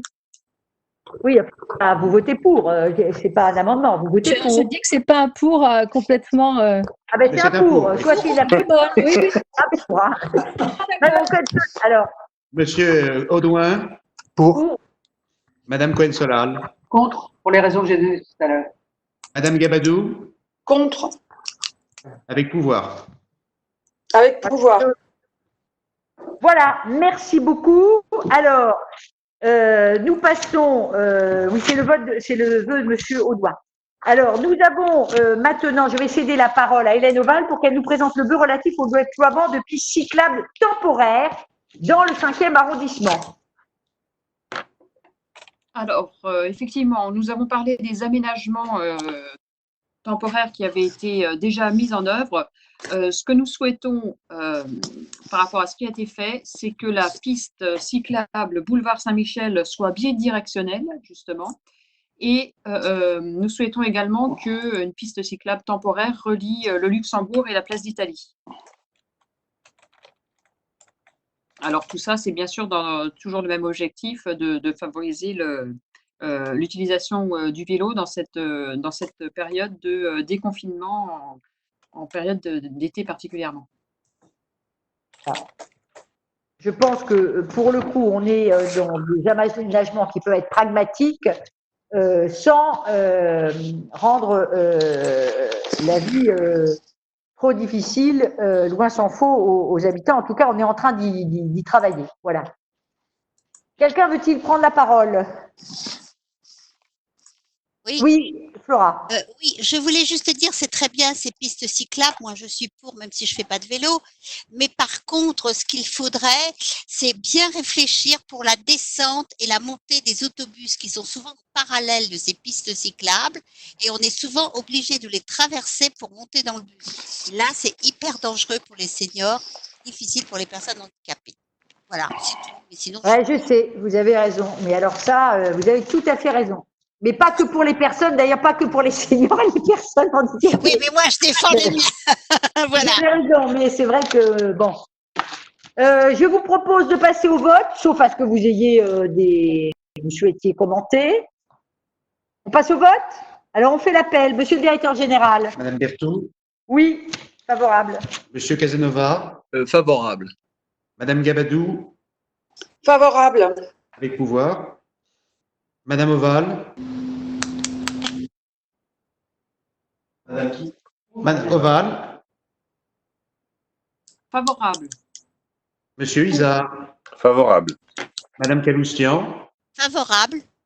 Madame Lingui. Favorable. Monsieur Sopelsa. Favorable. Madame Stopalionnet. Favorable. Monsieur Tibéri. Favorable. Madame Le Mardelet. Madame Le Mardelet, vous nous entendez? Excusez-moi, oui, je me trompe à chaque fois. Pour. Monsieur Audouin. Pour. Madame Cohen-Solal. Je vous entends pas, Madame Cohen-Solal. Je m'abstiens. Abstention de Madame Cohen-Solal. Je vous en remercie. Je pas provisoire, moi. Je cède la parole à Corinne Gabadou sur les aménagements extrêmement importants aux abords des écoles. La ville de Paris, ce qui n'est pas toujours le cas, a bien voulu nous demander notre avis et en tenir compte. Bon. Je salue, en tout cas, que ça se passe bien, il n'y a pas de raison de ne pas le dire. L'idée, c'est évidemment de voir comment ça fonctionne. On voit et on tient compte de l'avis des parents, des riverains, etc. Corinne, donc vœu relatif au déploiement de zone 20, priorité piéton aux abords des écoles dans le 5e arrondissement. Merci, Madame la maire. Donc, il y a quelqu'un qui fait du bruit là. Considérons que la lutte contre la pandémie nécessite de repenser nos interactions sociales dans l'espace public et ainsi de mettre en place des stratégies de distanciation physique pour limiter la propagation du virus, et en considérant que cet objectif réclame d'adapter au mieux l'espace public, il est développé dans de nombreuses villes du monde un aménagement temporaire avec un mobilier facile à installer et à désinstaller, des rues, des carrefours ou plus largement l'espace public. Il est considéré que cet urbanisme tactique ne doit pas se limiter à la seule mise en place de pistes cyclables, mais doit également prendre en compte une stratégie de mobilité adaptée au déconfinement en donnant une place plus grande aux piétons, d'autant plus dans des arrondissements comme notre arrondissement, qui a des trottoirs étroits. Donc, par courrier en date du 15 avril dernier, la maire du 5e arrondissement sollicitait la maire de Paris afin que les services de la voirie et des déplacements puissent examiner plusieurs aménagements visant cet objectif. La nécessité d'adopter des mesures spécifiques pour les piétons dans le cadre du déconfinement, notamment la situation de sortie de confinement pour les scolaires à compter du 14 mai, c'est-à-dire demain, et la nécessité de maintenir une distanciation physique en évitant tout attroupement aux entrées et sorties des écoles. Considérant qu'en créant des zones 20, priorité aux piétons et aux abords des écoles de l'arrondissement, il est ainsi possible de respecter cet objectif. Le Conseil du 5e donc émet le vœu que la ville de Paris ou la maire de Paris débloque un budget spécial pour permettre les aménagements de voirie nécessaires au déploiement des zones 20, priorité piétons aux abords des écoles, et donne instruction aux services de voirie et de déplacement pour que l'ensemble des écoles du 5e arrondissement puissent bénéficier du déploiement de ce dispositif.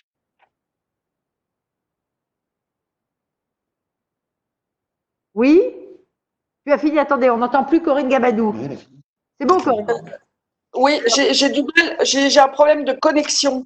Vous m'entendez? Très bien. On t'entend très bien. Ok, donc je demande à ce que l'on vote favorablement pour ce vœu. Oui, là, tu as à nouveau un problème. Oui, c'est bon. Parfait. Ok. Merci. Merci. Prise de parole, Monsieur Audoin. Pardonnez. Bon, alors, tous les attendus sont très sympathiques, j'aurais presque pu les écrire. Le truc, encore une fois, c'est qu'on en revient à qu'est-ce qu'on fait en pratique. Je répète cette expérience qui n'est pas une expérience de pensée, qui n'est pas le bon sens discuté au café, c'est la réalité. Rue Saint-Jacques, à l'angle de la rue Soufflot, il y a aujourd'hui un panneau, priorité piéton, zone 20, et rien n'a changé.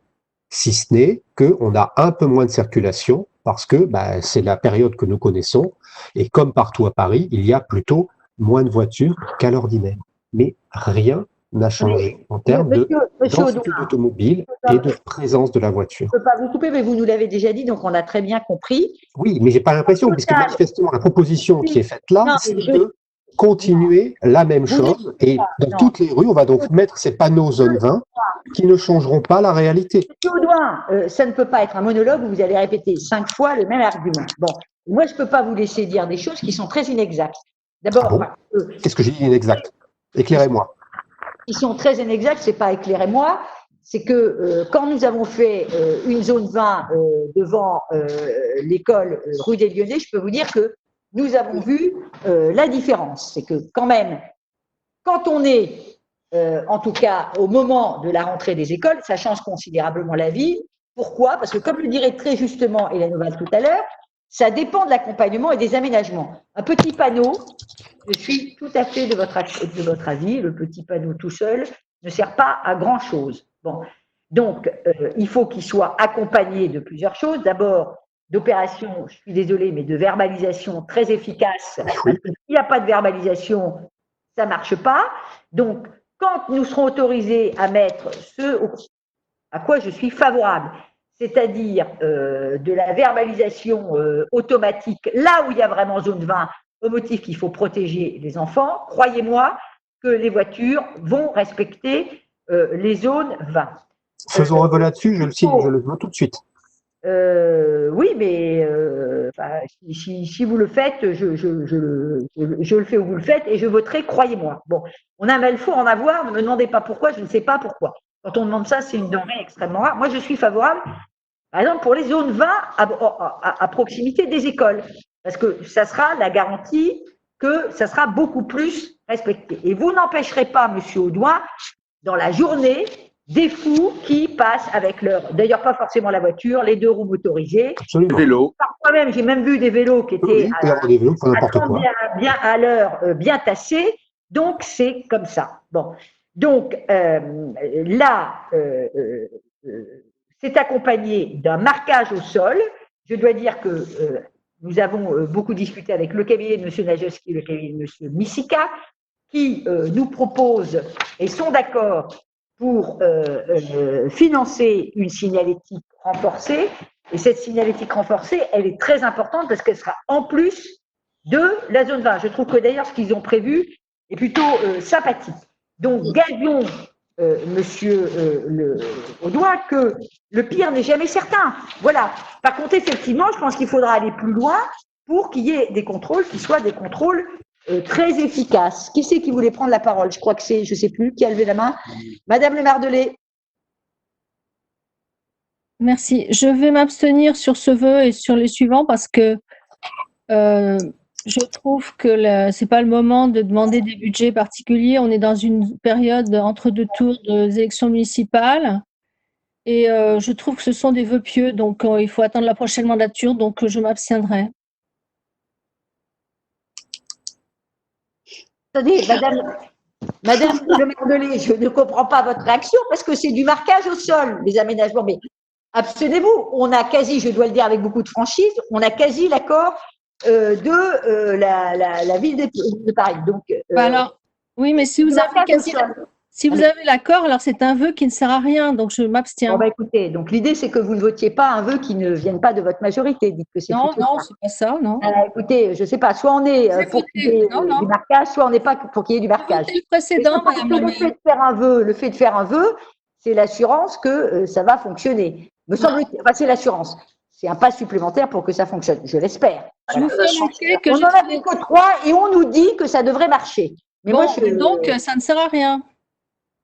Donc, ça ne sert à rien. C'est-à-dire que quand on vous dit qu'on va le faire, bah oui. Ça ne sert à rien. Mais ça ne sert à rien de faire un vœu pour dire qu'on demande qu'on le fasse. Bon, donc, vous n'êtes pas d'accord. Alors, Madame Oval, allez-y. Merci. Alors, pour parler franchement, il y a certaines écoles qui vont être bénéficier de ce marquage-là. Le problème, c'est qu'on ne peut pas se permettre que uniquement certaines écoles de l'arrondissement en bénéficient et pas d'autres. Donc, pour nous, il est absolument primordial que ce soit l'ensemble des écoles qui bénéficient de ce dispositif. Merci. Donc, si c'était sûr et si c'était fait, on ne le déposerait pas, le vœu. Madame Cohen-Solal. Une demande de précision. Vous entendez par les écoles, c'est-à-dire les écoles maternelles et les écoles élémentaires. On arrête les collèges font pas partie de ce groupe-là. C'est les écoles maternelles et élémentaires. Voilà. Ouais. D'autant que, bon, oui, c'est les écoles élémentaires. Parce que les collèges, ça pourrait être intéressant aussi dans la mesure où les parents n'accompagnent pas toujours les gamins et les gamins sont toujours quelquefois seuls dans la rue, qui est naturellement beaucoup plus dangereux quand ils tiennent la main des parents. Enfin bon, peu importe. Là, on s'est concentré, voilà, sur la rentrée post-Covid, uniquement priorité aux écoles maternelles et élémentaires. Voilà. Est-ce qu'il y a d'autres prises de parole? Benjamin? J'aimerais quand même qu'on rappelle qu'en effet, il y a des comportements inciviques de certains conducteurs de voitures, certains conducteurs de scooters, mais je trouve qu'on parle quand même assez peu souvent de l'incivilité des cyclistes. On en a un bel exemple en ce moment, notamment rue Berthollet, avec les travaux qui coupent la rue Berthollet et pour lequel donc on a une signalétique qui empêche, de toute façon un chantier qui empêche les voitures de passer, mais alors on est en train de redoubler d'ingéniosité pour obliger les vélos à mettre le pied par terre pour éviter de rouler à vive allure sur les trottoirs, ne daignant pas faire attention vraiment aux piétons. Donc je trouve que de temps en temps, il faudrait quand même un petit peu rappeler que le vélo, c'est très bien, c'est bon pour la santé, ça ne pollue pas, mais qu'on n'oublie pas quand même toutes les incivilités qui sont générés, pas par tous les cyclistes bien évidemment, mais par certains, et d'arrêter de dire que le vélo c'est toujours tout rose, tout génial, et qu'on a quand même aussi des comportements qu'il faut réprimander et qui le sont assez peu, voire jamais. Oui, absolument. Je suis tout à fait d'accord. Merci beaucoup, merci beaucoup. Et c'est la raison pour laquelle, par exemple, rue Berthollet, nous avons dû faire déposer, n'est-ce pas, Benjamin et Hélène, des GBA. Et ils nous les ont remis encore différemment parce qu'on avait en permanence des passages vélo et moto, pardonnez-moi. Nous passons au vote. Monsieur le directeur général. Madame Berthoud. Favorable. Monsieur Casanova. Favorable. Madame Gabadou. Favorable. Madame Oval. Favorable. Favorable. Madame Caloustian.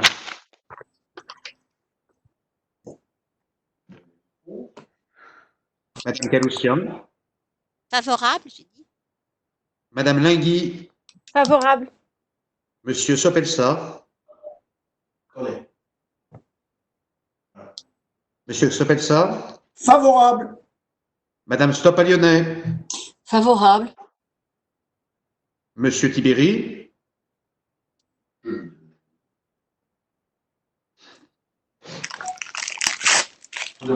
Monsieur Tibéri. Favorable.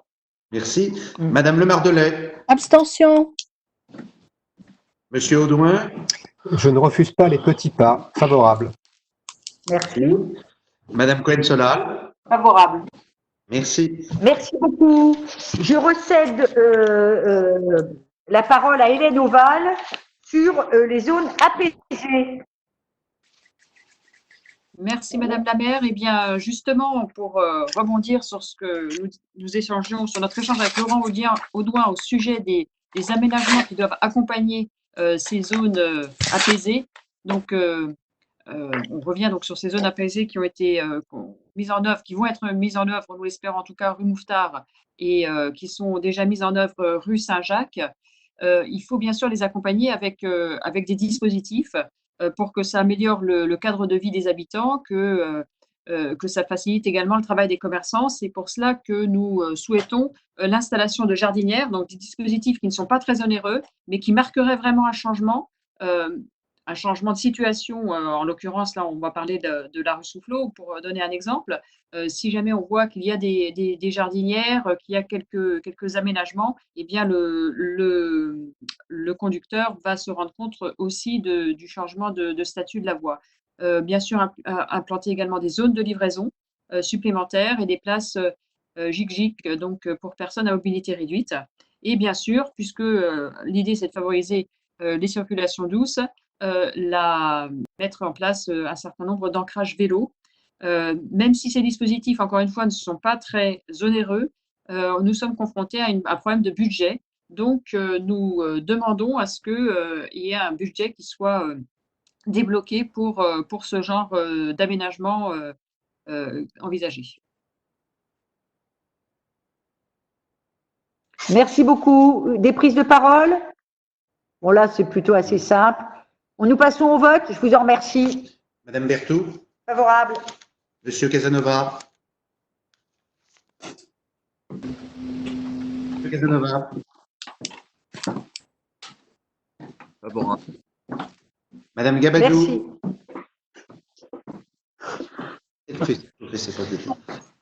Merci.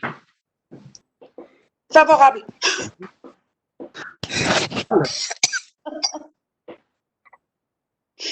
Madame Oval. Favorable. Monsieur Isard. Favorable. Madame Caloustian. Favorable. Madame Lambert. Favorable. Monsieur Sopelsa. Favorable. Madame Stoppa-Lyonnais. Favorable. Monsieur Tibéri. Favorable. Merci. Madame Le Mardelet. Abstention. Monsieur Audouin. Favorable. Madame Cohen-Solal. Attention. Attention. Abstention. Merci. Je vous remercie, Hélène Oval à nouveau, pour la mise en place d'un observatoire parisien de l'urbanisme tactique. Merci Madame la maire. Donc toujours ce sujet des aménagements tactiques, ils sont provisoires. On ne connaît pas précisément les conséquences de ces aménagements. Et ils peuvent avoir des effets positifs. On peut considérer qu'ils sont profitables et même aller un peu plus loin, comme je le disais tout à l'heure, mais ils peuvent aussi avoir des effets négatifs. Or, pour les évaluer, eh bien, nous pensons qu'il est absolument nécessaire de mettre en place, au niveau parisien, pour tous les aménagements provisoires actuellement prévus dans Paris, de mettre en place un observatoire parisien de l'urbanisme tactique susceptible d'évaluer les conséquences induites par les aménagements temporaires et de proposer des correctifs en cas de problème avéré sur l'environnement urbain. Alors bien sûr, cet observatoire doit réunir aussi bien des experts, des représentants des usagers des différents modes de transport, des riverains par le biais des conseils de quartier, des commerçants et des élus de, bien sûr, toute sensibilité politique. Il est également pour nous primordial que les conseils d'arrondissement soient partie prenante dans toute décision qui sera prise dans leur partie, dans leur partie de Paris. Et donc que chaque conseil d'arrondissement concerné et le Conseil de Paris devront acter la pérennité des aménagements après avis consultatif de l'Observatoire parisien de l'urbanisme tactique. Donc, le Conseil du 5e arrondissement demande à la maire de Paris que la maire de Paris instaure un observatoire parisien de l'urbanisme tactique qui aura pour mission d'évaluer les conséquences des aménagements de voirie réalisés dans le cadre de la lutte contre la propagation du Covid-19 et de proposer l'interruption, la modification ou la pérennité de ces derniers, et acte le fait de la pérennité de ces aménagements fera l'objet d'un vote du conseil d'arrondissement concerné et du conseil de Paris. Et je vous propose donc de voter pour ce vœu, il me semble primordial. Bien sûr, et je pense que, alors ça se fait souvent, hein, ce type d'observatoire-là. Je pense qu'il y aura des vœux de cette nature-là en Conseil de Paris, et je pense qu'un tel, d'ailleurs, organisme, structure, auprès de la maire de Paris, l'éclairerait d'ailleurs. Je n'exclus pas qu'elle y soit totalement favorable. Prise de parole, nous passons au vote, ça vous va, Monsieur Audouin? Comme vous dites, je pense que ça devrait faire consensus. Ce qui me surprend un petit peu, c'est que ce type d'exercice pourrait être mené par exemple, l'Observatoire des déplacements, qui aurait peut-être vocation à être élargi, mais peut-être qu'il faudrait voir comment combiner ou l'associer de manière à donner toute sa place à ce type de structure intermédiaire. Oui, il faudrait qu'il en fasse partie. Évidemment très favorable sur le fond à l'évaluation, toujours. Merci, il faudrait qu'il en fasse partie de toute façon. Nous passons au vote, Monsieur le Directeur. Madame Berthoud. Favorable. Monsieur Casanova. Favorable. Madame Gabadou. Favorable. Madame Oval. Favorable. Monsieur Izard. Favorable. Madame Caloustian. Favorable. Madame Lingui. Madame Lingui. Madame Lingui, on ne vous entend pas, pardon. Favorable. Merci. Monsieur Sopelsa. Favorable. Madame Stopalionnet. Favorable. Monsieur Tibéri. Favorable. Madame Le Mardelais. Favorable. Monsieur Audouin. Favorable. Madame Cohen-Solal. Favorable. Je vous remercie infiniment. Je cède la parole à Benjamin Izard pour le vœu sur l'accompagnement des commerçants vers la reprise de leur activité en toute sécurité. Donc ce vœu, donc nous sommes tous d'accord sur un constat, c'est que la période délicate de déconfinement nécessite une mobilisation très forte de la ville de Paris dans tous les aspects de la vie quotidienne. On vient de le voir notamment sur les aménagements, mais pour les commerçants, la ville a besoin d'être à leur côté de manière rapide et efficace pour les aider dans la relance économique de leurs activités. Donc ce vœu vise à faire plusieurs propositions. La première qui consiste dans l'annulation de l'ensemble des taxes et des redevances municipales dues par les commerçants sur l'année 2020. Organiser, donc j'entends par là tout ce qui est droit de terrasse et droit d'étalage. Organiser avec le délégataire des marchés alimentaires parisiens une exonération des droits d'emplacement pour les commerçants au titre de l'année 2020, vu l'impact du confinement sur les recettes pour les commerçants des marchés découverts du 5e et plus largement de Paris. Saisir le gouvernement pour le classement de la capitale en zone touristique unique, pour justement permettre un petit peu au commerce de pouvoir avoir une latitude d'ouverture à la fois en termes d'horaire et en termes de jours plus large. créer une centrale d'achat municipale pour l'équipement en gel, masque, blouse, gants, monnayeur automatique pour éviter que chaque commerçant se débrouille un petit peu tout seul et ne puisse pas faire jouer la concurrence et aussi la question des prix par rapport à des achats un peu plus en gros. Lancer une large campagne d'information sur les supports municipaux pour inciter les Parisiennes et les Parisiens à consommer parisien, donc favoriser le commerce de proximité. Et enfin, créer un guichet unique pour accompagner les commerçants vers des dispositifs existants, qu'ils soient nationaux, régionaux, municipaux, étant donné qu'aujourd'hui, on a différents guichets, que ce soit, donc il y a une ligne au niveau de la chambre de commerce, une ligne au niveau de la région, également des guichets au niveau de la ville, c'est d'essayer d'avoir un guichet unique qui permettrait aux commerçants de leur simplifier un petit peu les démarches. Donc je vous demande de voter favorablement ce vœu pour aider nos petits commerces à pouvoir reprendre leur activité dans les meilleures conditions possibles.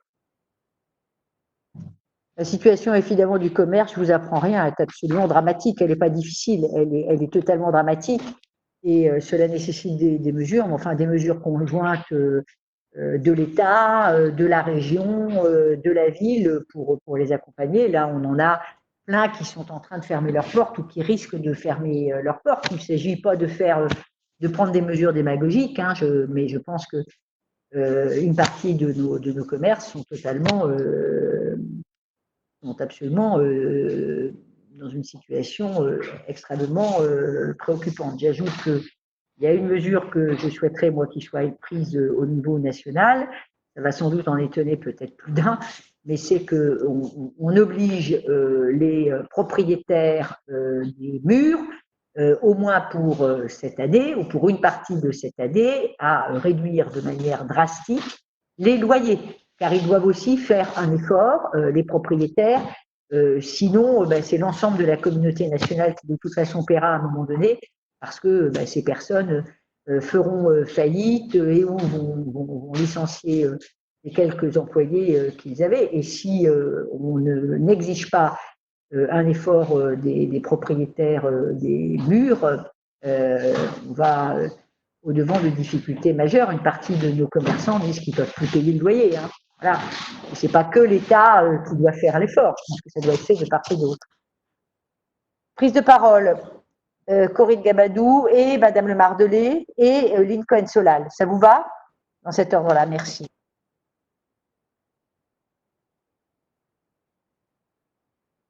Corinne, il n'y a pas le micro. On ne t'entend pas? Il n'y a pas de micro, Corinne. Corinne, il n'y a pas le micro. C'est bon là? Oui, parfait. Ne touche plus à rien. Je ne touche plus à rien. Non, je disais que j'étais totalement d'accord, je partageais ce que tu venais de dire. Les propriétaires des murs doivent faire un effort. Et je pense aussi que les compagnies d'assurance devraient faire un effort aussi. Parce que y a les catastrophes naturelles.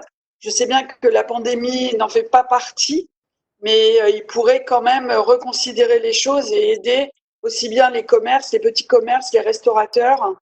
Je pense que les compagnies d'assurance ont suffisamment de moyens pour faire un effort également. Bien sûr. Madame Le Mardelet et Lynn Cohen-Solal. Oui, je suis tout à fait d'accord avec Corinne Gabadou. Et je voudrais juste expliquer mon vote. Je ne vais pas voter, je vais m'abstenir parce que la première mesure demanderait à être chiffrée. Et dans l'absence de chiffrage, je ne peux pas m'engager sur cette mesure-là. Donc, je m'abstiendrai. D'accord, Madame Le Mardelet. Madame Cohen-Solal.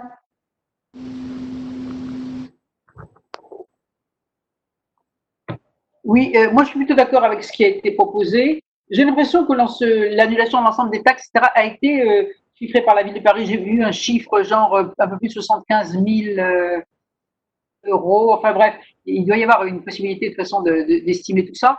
Je voulais juste poser une question. Parmi les commerces qui ont beaucoup de mal, il y a naturellement les innombrables cafés parisiens ou restaurants parisiens, en particulier les cafés, qui sont quand même un élément très important de la vie en commun.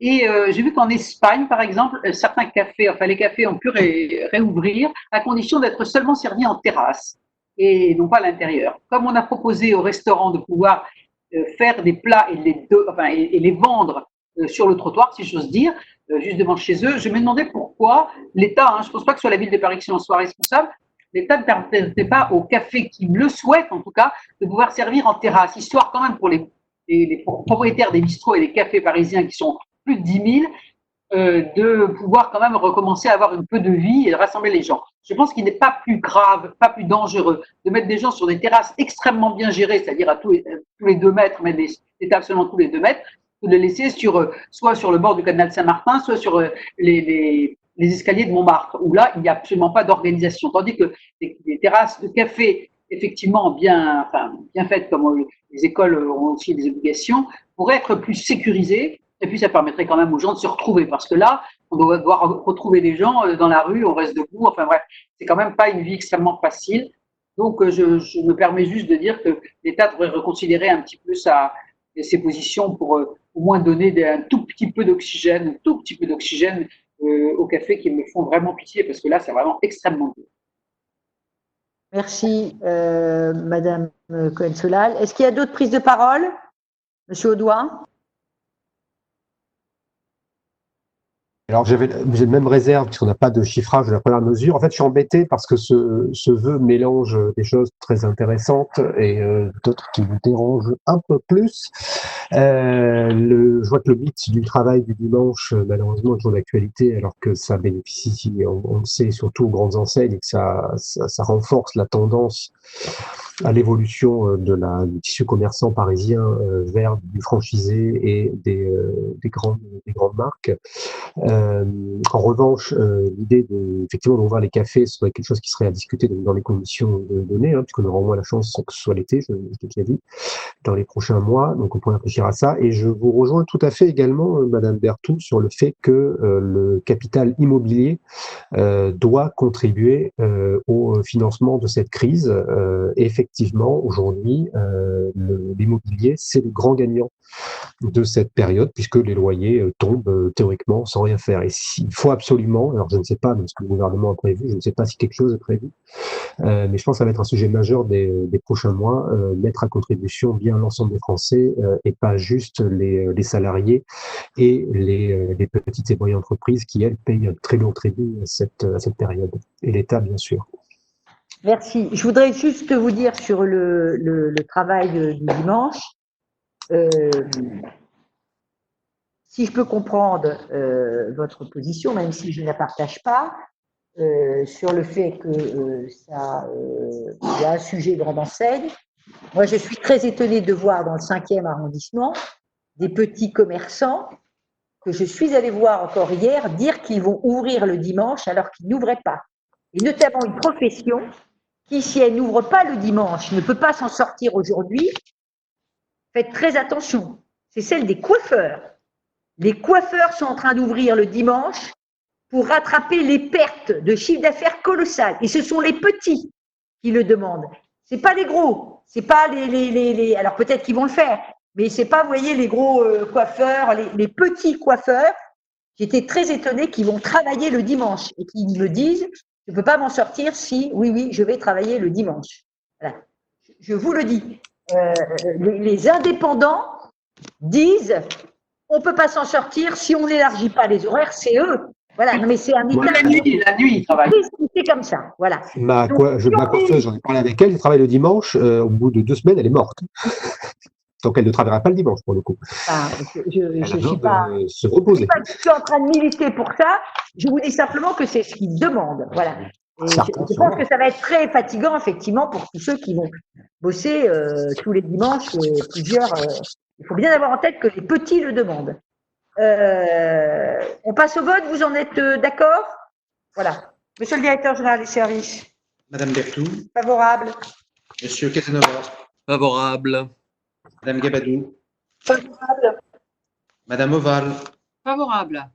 Monsieur Isard. Favorable. Madame Caloustian. Favorable. Madame Lingui. Favorable. Monsieur Sopelsa. Favorable. Madame Stoppalionnet. Favorable. Monsieur Tibéri. Favorable. Madame Le Mardelais. Abstention. Monsieur Audouin. Abstention. Madame Cohen-Solal. Bravo.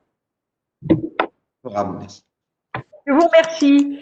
Vœux de Pierre Casanova sur l'accompagnement vers la reprise de leur activité pour les acteurs culturels, qui eux aussi ont beaucoup souffert. Pierre. Absolument. Donc, comme vous le savez, tous les commerçants ont souffert, mais parmi eux, évidemment, ceux qui, c'est un peu comme j'ai envie de dire la population physique, ceux qui, dès le départ, étaient les plus vulnérables, ont davantage souffert que ceux qui étaient prospères. Alors, une fois que j'ai enfoncé cette porte ouverte, je voudrais soutenir ce vœu en vous disant que, de toute évidence, la ville de Paris réfléchit et réfléchira lors de ses débats au prochain Conseil de Paris aux nouvelles mesures qui pourraient être prises pour aider l'ensemble des acteurs économiques, et nous souhaiterions à cette occasion insister pour que le plan parisien de relance éventuelle inclue quelque chose de particulier relatif au secteur culturel et qui pourrait comprendre des mesures concrètes, précises, comme les trois suivantes. Premièrement, d'offrir un chèque livre à l'ensemble des élèves des établissements scolaires parisiens de la maternelle au lycée, pour un montant de 20 € qui serait valable, c'est comme un chèque fléché si vous voulez, dans l'ensemble des librairies indépendantes de la capitale. La deuxième mesure qui serait proposée pour figurer dans ce plan de relance du secteur culturel serait une exonération de la contribution économique territoriale, qui est le nouveau nom donné à la taxe professionnelle, puisqu'en France, on abolit parfois les noms, mais jamais les taxes, et qui bénéficierait à l'ensemble des établissements culturels de moins de 1500 places. Je fais peut-être un zoom là-dessus. Le Code des impôts prévoit que, typiquement, les librairies peuvent être dispensées de la TPE, mais il serait important que l'ensemble des autres établissements culturels soient dispensés de cet impôt. Et troisièmement, il s'agirait de déployer des émissaires parisiens de la culture, j'insiste sur les guillemets, qui permettent aux écoliers parisiens d'assister aux répétitions des intermittents. Ça permettrait d'occuper et les uns et les autres. Voilà, chers collègues, pourquoi je vous demande de voter en faveur de ce vœu. Oui, chers collègues, prise de parole. Madame Le Mardelet. Monsieur Casanova, je ne comprends pas votre dernière phrase. Est-ce que vous pensez que les intermittents du spectacle ont besoin d'être occupés? Et comment voyez-vous, c'est une vraie question, je ne vois pas ce que vous voulez dire. Et qu'est-ce que ça veut dire, émissaire parisien de la culture? Alors, je pense que vous avez certainement suivi, comme nous tous, les nombreux sujets qui avaient été consacrés aux intermittents du spectacle, qui, du fait du confinement, avaient souffert peut-être davantage que le reste de la population, puisqu'ils n'ont pas pouvoir, comment dirais-je, franchir les seuils de jours travaillés qui leur donnent droit à la couverture à laquelle ils aspirent fort légitimement. Et donc, ce que je voulais dire par cette phrase, c'était qu'évidemment, j'espérais qu'en plus de bénéficier aux écoliers, ça satisferait cette demande. Je vous donne un exemple. Les reprises de répétitions théâtrales ou de tournage de cinéma vont prendre un temps tel, en raison de la sortie de confinement, que pour beaucoup d'entre eux qui ont arrêté au tout début, il est possible que d'ici plusieurs semaines ou plusieurs mois, ils ne reprennent toujours pas leur activité à cause de cette espèce d'effet retard. Voilà ce que je voulais dire. Merci beaucoup. Autre prise de parole, Madame Consola. Oui, je voulais juste, j'ai peut-être pas dans ce vœu-là, mais enfin quand même, comme on est l'arrondissement, vous l'avez dit très souvent, Monsieur Casanova, qui comporte le plus de cinéma, d'arrêt d'essai, en particulier des petits cinémas, je voulais essayer quand même de cibler comme ces salles, enfin en tout cas ces commerces culturels particuliers dont on a la spécificité ici, qui naturellement sont dans un très gros problème et qui n'ont pas d'ici je ne sais pas combien de temps d'ailleurs retrouvé leur clientèle. Pour nous c'est très désagréable, mais pour eux c'est vraiment catastrophique. Donc je ne sais pas si on ne peut pas quand même au moins les citer, parce que là, dans votre vœu, je trouve dommage qu'on parle en gros des commerces culturels sans parler de ces cinémas qui sont un peu notre fierté quand même. Ça serait bien qu'on rajoute, si vous en êtes d'accord, en particulier, donc, notamment les librairies et les cinémas d'arts et essais. Mais vous mettriez ça où, Madame Consola? Ah, mais attendez, comme j'ai pas de papier, tu sais, quand on dit Alors, le deuxième, les librairies sont déjà visées par le premier. Dans le deuxième, Non, pas dessus. Dans le deuxième, tout simplement. dans le deuxième, exonérer de la CET l'ensemble des établissements culturels de moins de 1500 places. On pourrait mettre entre parenthèses, dont en particulier ou notamment. Voilà. Oui, en particulier, on le rajoute là. On considère que, monsieur le directeur général des services, qu'on le rajoute et que le vœu est ainsi modifié. C'est bon ou pas? Parce que je vous sens hésitant. Particulier. Les cinémas d'arts et essais. Indépendants. Indépendants. Enfin, ils sont indépendants. Enfin, de toute façon, oui, ils sont indépendants par définition. Les cinémas d'arts et essais. Moins de 1500 en particulier les cinémas d'arts et essais. D'arts et essais. C'est bon? On rajoute ça. Amendement retenu. D'autres prises de parole? On passe au vote? Alors. Madame Berthoud. Favorable. Monsieur Casanova. Favorable. Madame Gabadou. Favorable. Madame Oval. On ne s'entend pas. On lit favorable, mais on n'entend pas. Donc, il ne faut pas qu'il y ait deux. Non, mais je pense que. Favorable. Très bien. Madame Galoussian. Favorable. Et moi. Monsieur Isard, pardon. Favorable. Madame Lindy. Favorable. Monsieur Sopelsa. Favorable. Madame Stopalionnet. Favorable. Monsieur Tibéri. Oui, favorable, mais je croyais à une réserve près. Je croyais que les cinémas d'arts et d'essai avaient déjà été exonérés de cette taxe dont parlait M. Casanova. Mais sous cette réserve, favorable, bien sûr. Merci. Madame Le Mardelet. Abstention. Monsieur Audouin. Favorable. Madame Cohen-Solal. Favorable. Oui. On lit sur vos lèvres, mais on n'avait pas entendu. Merci.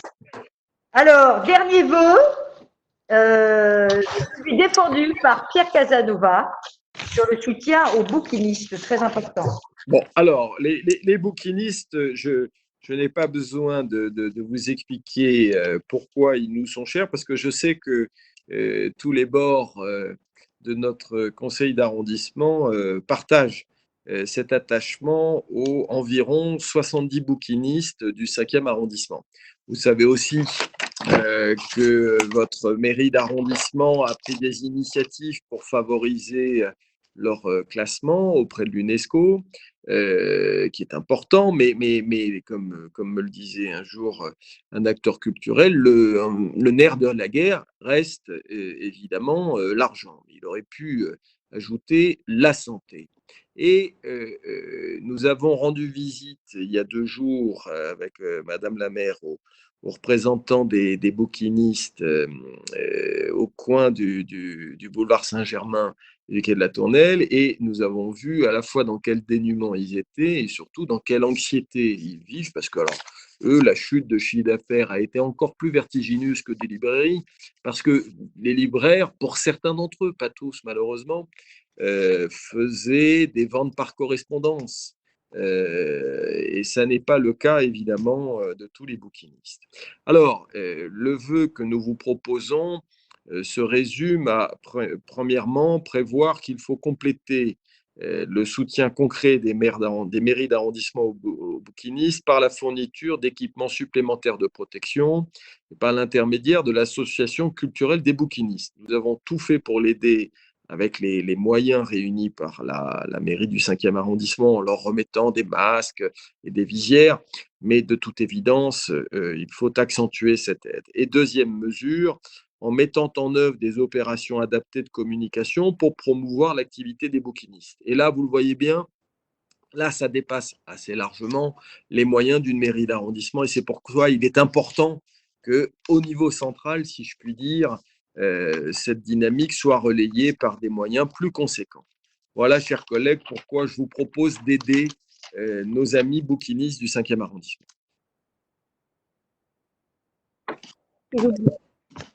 Merci beaucoup. Je n'ai rien à rajouter sur cette proposition. Est-ce qu'on peut intervenir? Je vous en prie, madame. Oui. Je voulais d'abord dire une chose à Pierre Casanova. Juste, ce n'est pas pour le contredire, mais je voulais juste dire qu'il y a beaucoup de bouquinistes qui travaillent aussi sur Internet, grâce à Internet, et quelques-uns d'entre eux Pas la plupart, hein, pas la grande majorité, mais quelques-uns d'entre eux continuent à travailler par Internet. Ils ont des clients un peu partout dans le monde. Lynn, je suis d'accord, j'ai dit malheureusement pas tous. D'accord, bon, alors j'ai mal entendu. Moi-même client, donc D'accord, très bien. Donc j'avais mal entendu. Enfin, je voulais juste dire autre chose. Je voulais dire d'ailleurs, je regrette en fait un peu que ces bouquinistes n'aient pas pu continuer à travailler parce que quand même ils travaillent complètement dehors, donc on n'avait pas besoin de rentrer dans leur boutique pour acheter des livres. Ça aurait permis quand même à certains citoyens de pouvoir encore acheter des livres parce que pendant le confinement on n'avait quand même que ça à faire ou presque que ça à faire, c'est-à-dire lire. Et d'autre part, troisième chose, vous parliez tout à l'heure d'un chèque de 20 € pour les librairies indépendantes, vous ne pouvez pas le rajouter pour les libraires, enfin pour les bouquinistes, élargir ce chèque de 20 € aux bouquinistes, après tout, puisque même si on a déjà voté ce vœu, il pourrait être possible aux enfants d'acheter dans les librairies indépendantes avec ces 20 €, dont les bouquinistes, des librairies indépendantes après tout. Moi, je trouve que c'est une excellente initiative, c'est très très bien, et en plus, donc on le rajoute, je pense qu'il faudrait le rajouter sur le vœu précédent. Oui, bien sûr. Et dans ce vœu-là, monsieur le directeur général, on le rajoute dans les deux vœux, d'accord? C'est très bien. Absolument. Très bien de les mettre d'ailleurs dans les deux, parce que on va mettre le chèque de 20 € aux librairies ou bouquinistes. Et je nous en veux de ne pas y avoir pensé. Absolument. Oui, très bien. L'opposition, elle sert quand même à quelque chose, hein, Pierre. C'est pas un centriste que vous allez apprendre ça. Alors, parfait, merci pour cette très bonne suggestion. Nous passons au vote, si vous en êtes d'accord, bien sûr. Alors, on appelle, allez-y. Madame Berthoud. Favorable, j'allais dire présente. D'accord. Monsieur Casanova. Oui, présent aussi et favorable aussi. Madame Gabadlou, ici présente. Gabarou, elle est favorable. Madame Oval. Favorable. Monsieur Isard. Favorable. Merci. Madame Caloustian. Favorable. Merci. Madame Lingui. Favorable. Monsieur Sopelsa. Favorable. Madame Stopalionnet. Favorable. Monsieur Tibiri. Favorable. Merci. Madame Le Mardelet. Favorable. Monsieur Audouin. Favorable. Merci. Madame Cohen-Solal. Favorable. Merci. Et écoutez, si vous êtes d'accord, nous suspendons ce conseil d'arrondissement inédit, mais qui a été, je crois, très constructif et intéressant. Je vous remercie beaucoup de votre participation. Et puis, on verra ce qu'on fait pour le prochain conseil d'arrondissement. Ça dépendra à la fois de l'état sanitaire de notre pays. Ah oui, c'est pas mal comme ça, finalement, non? Oui, c'est pas mal. Obligé de s'habiller, enfin bon, c'est bien le truc. Non, j'ai vu que... En matière de transparence démocratique, on peut faire mieux quand même. Oui, bien sûr, c'est commode. Cela dit, dans l'absolu, on pourrait prévoir un mode spectateur. Bien sûr. Oui. Ouais. Ça serait mieux. Mais ils ne peuvent pas intervenir, alors c'est pas très grave, ils peuvent entendre. C'est ça. Ouais, mais combien de personnes pourraient participer? Bon, on peut en faire des centaines, hein, je sais pas. Non, mais... Théoriquement, en fait, ce qui compte, c'est la bande passante, enfin, c'est le nombre de personnes en visio. Donc, si les gens sont juste spectateurs d'un flux, c'est neutre. Relativement neutre. Nous, il y a 6 ans, dans le programme, on avait prévu la retransmission des vidéos des conseils d'arrondissement, mais la seule chose qui nous avait arrêté, c'était le coût. À l'époque, il n'y avait pas ces applications, etc. Mais on a toujours été pour la transparence, y compris vidéo. Hein. Oui. Ça va être un long débat lors de la première séance du conseil d'arrondissement. Honnêtement, à ce stade, ce qui a bloqué, c'était parce qu'il n'y a aucune raison, mais c'est le coût. C'est pas 1 000 € par conseil d'arrondissement ou un truc comme ça, ou 1 500 €, j'avais souvenir de ça. Vous me direz, je demande au directeur général des services de regarder ça. On avait eu un devis exorbitant, c'est ça? Non, moi, je sais, on en avait eu plusieurs, c'était exorbitant. Là, il n'en était pas question. Mais peut-être que les coûts ont baissé et ça serait bien. Sur YouTube, c'est peut-être plus simple, on verra, ou sur le site de la mairie. Je vais examiner techniquement la faisabilité pour le prochain conseil. Voilà. Parfait. Merci beaucoup. Très bonne soirée à vous. Portez-vous bien. Au revoir. Merci, au revoir. Au revoir. Au revoir.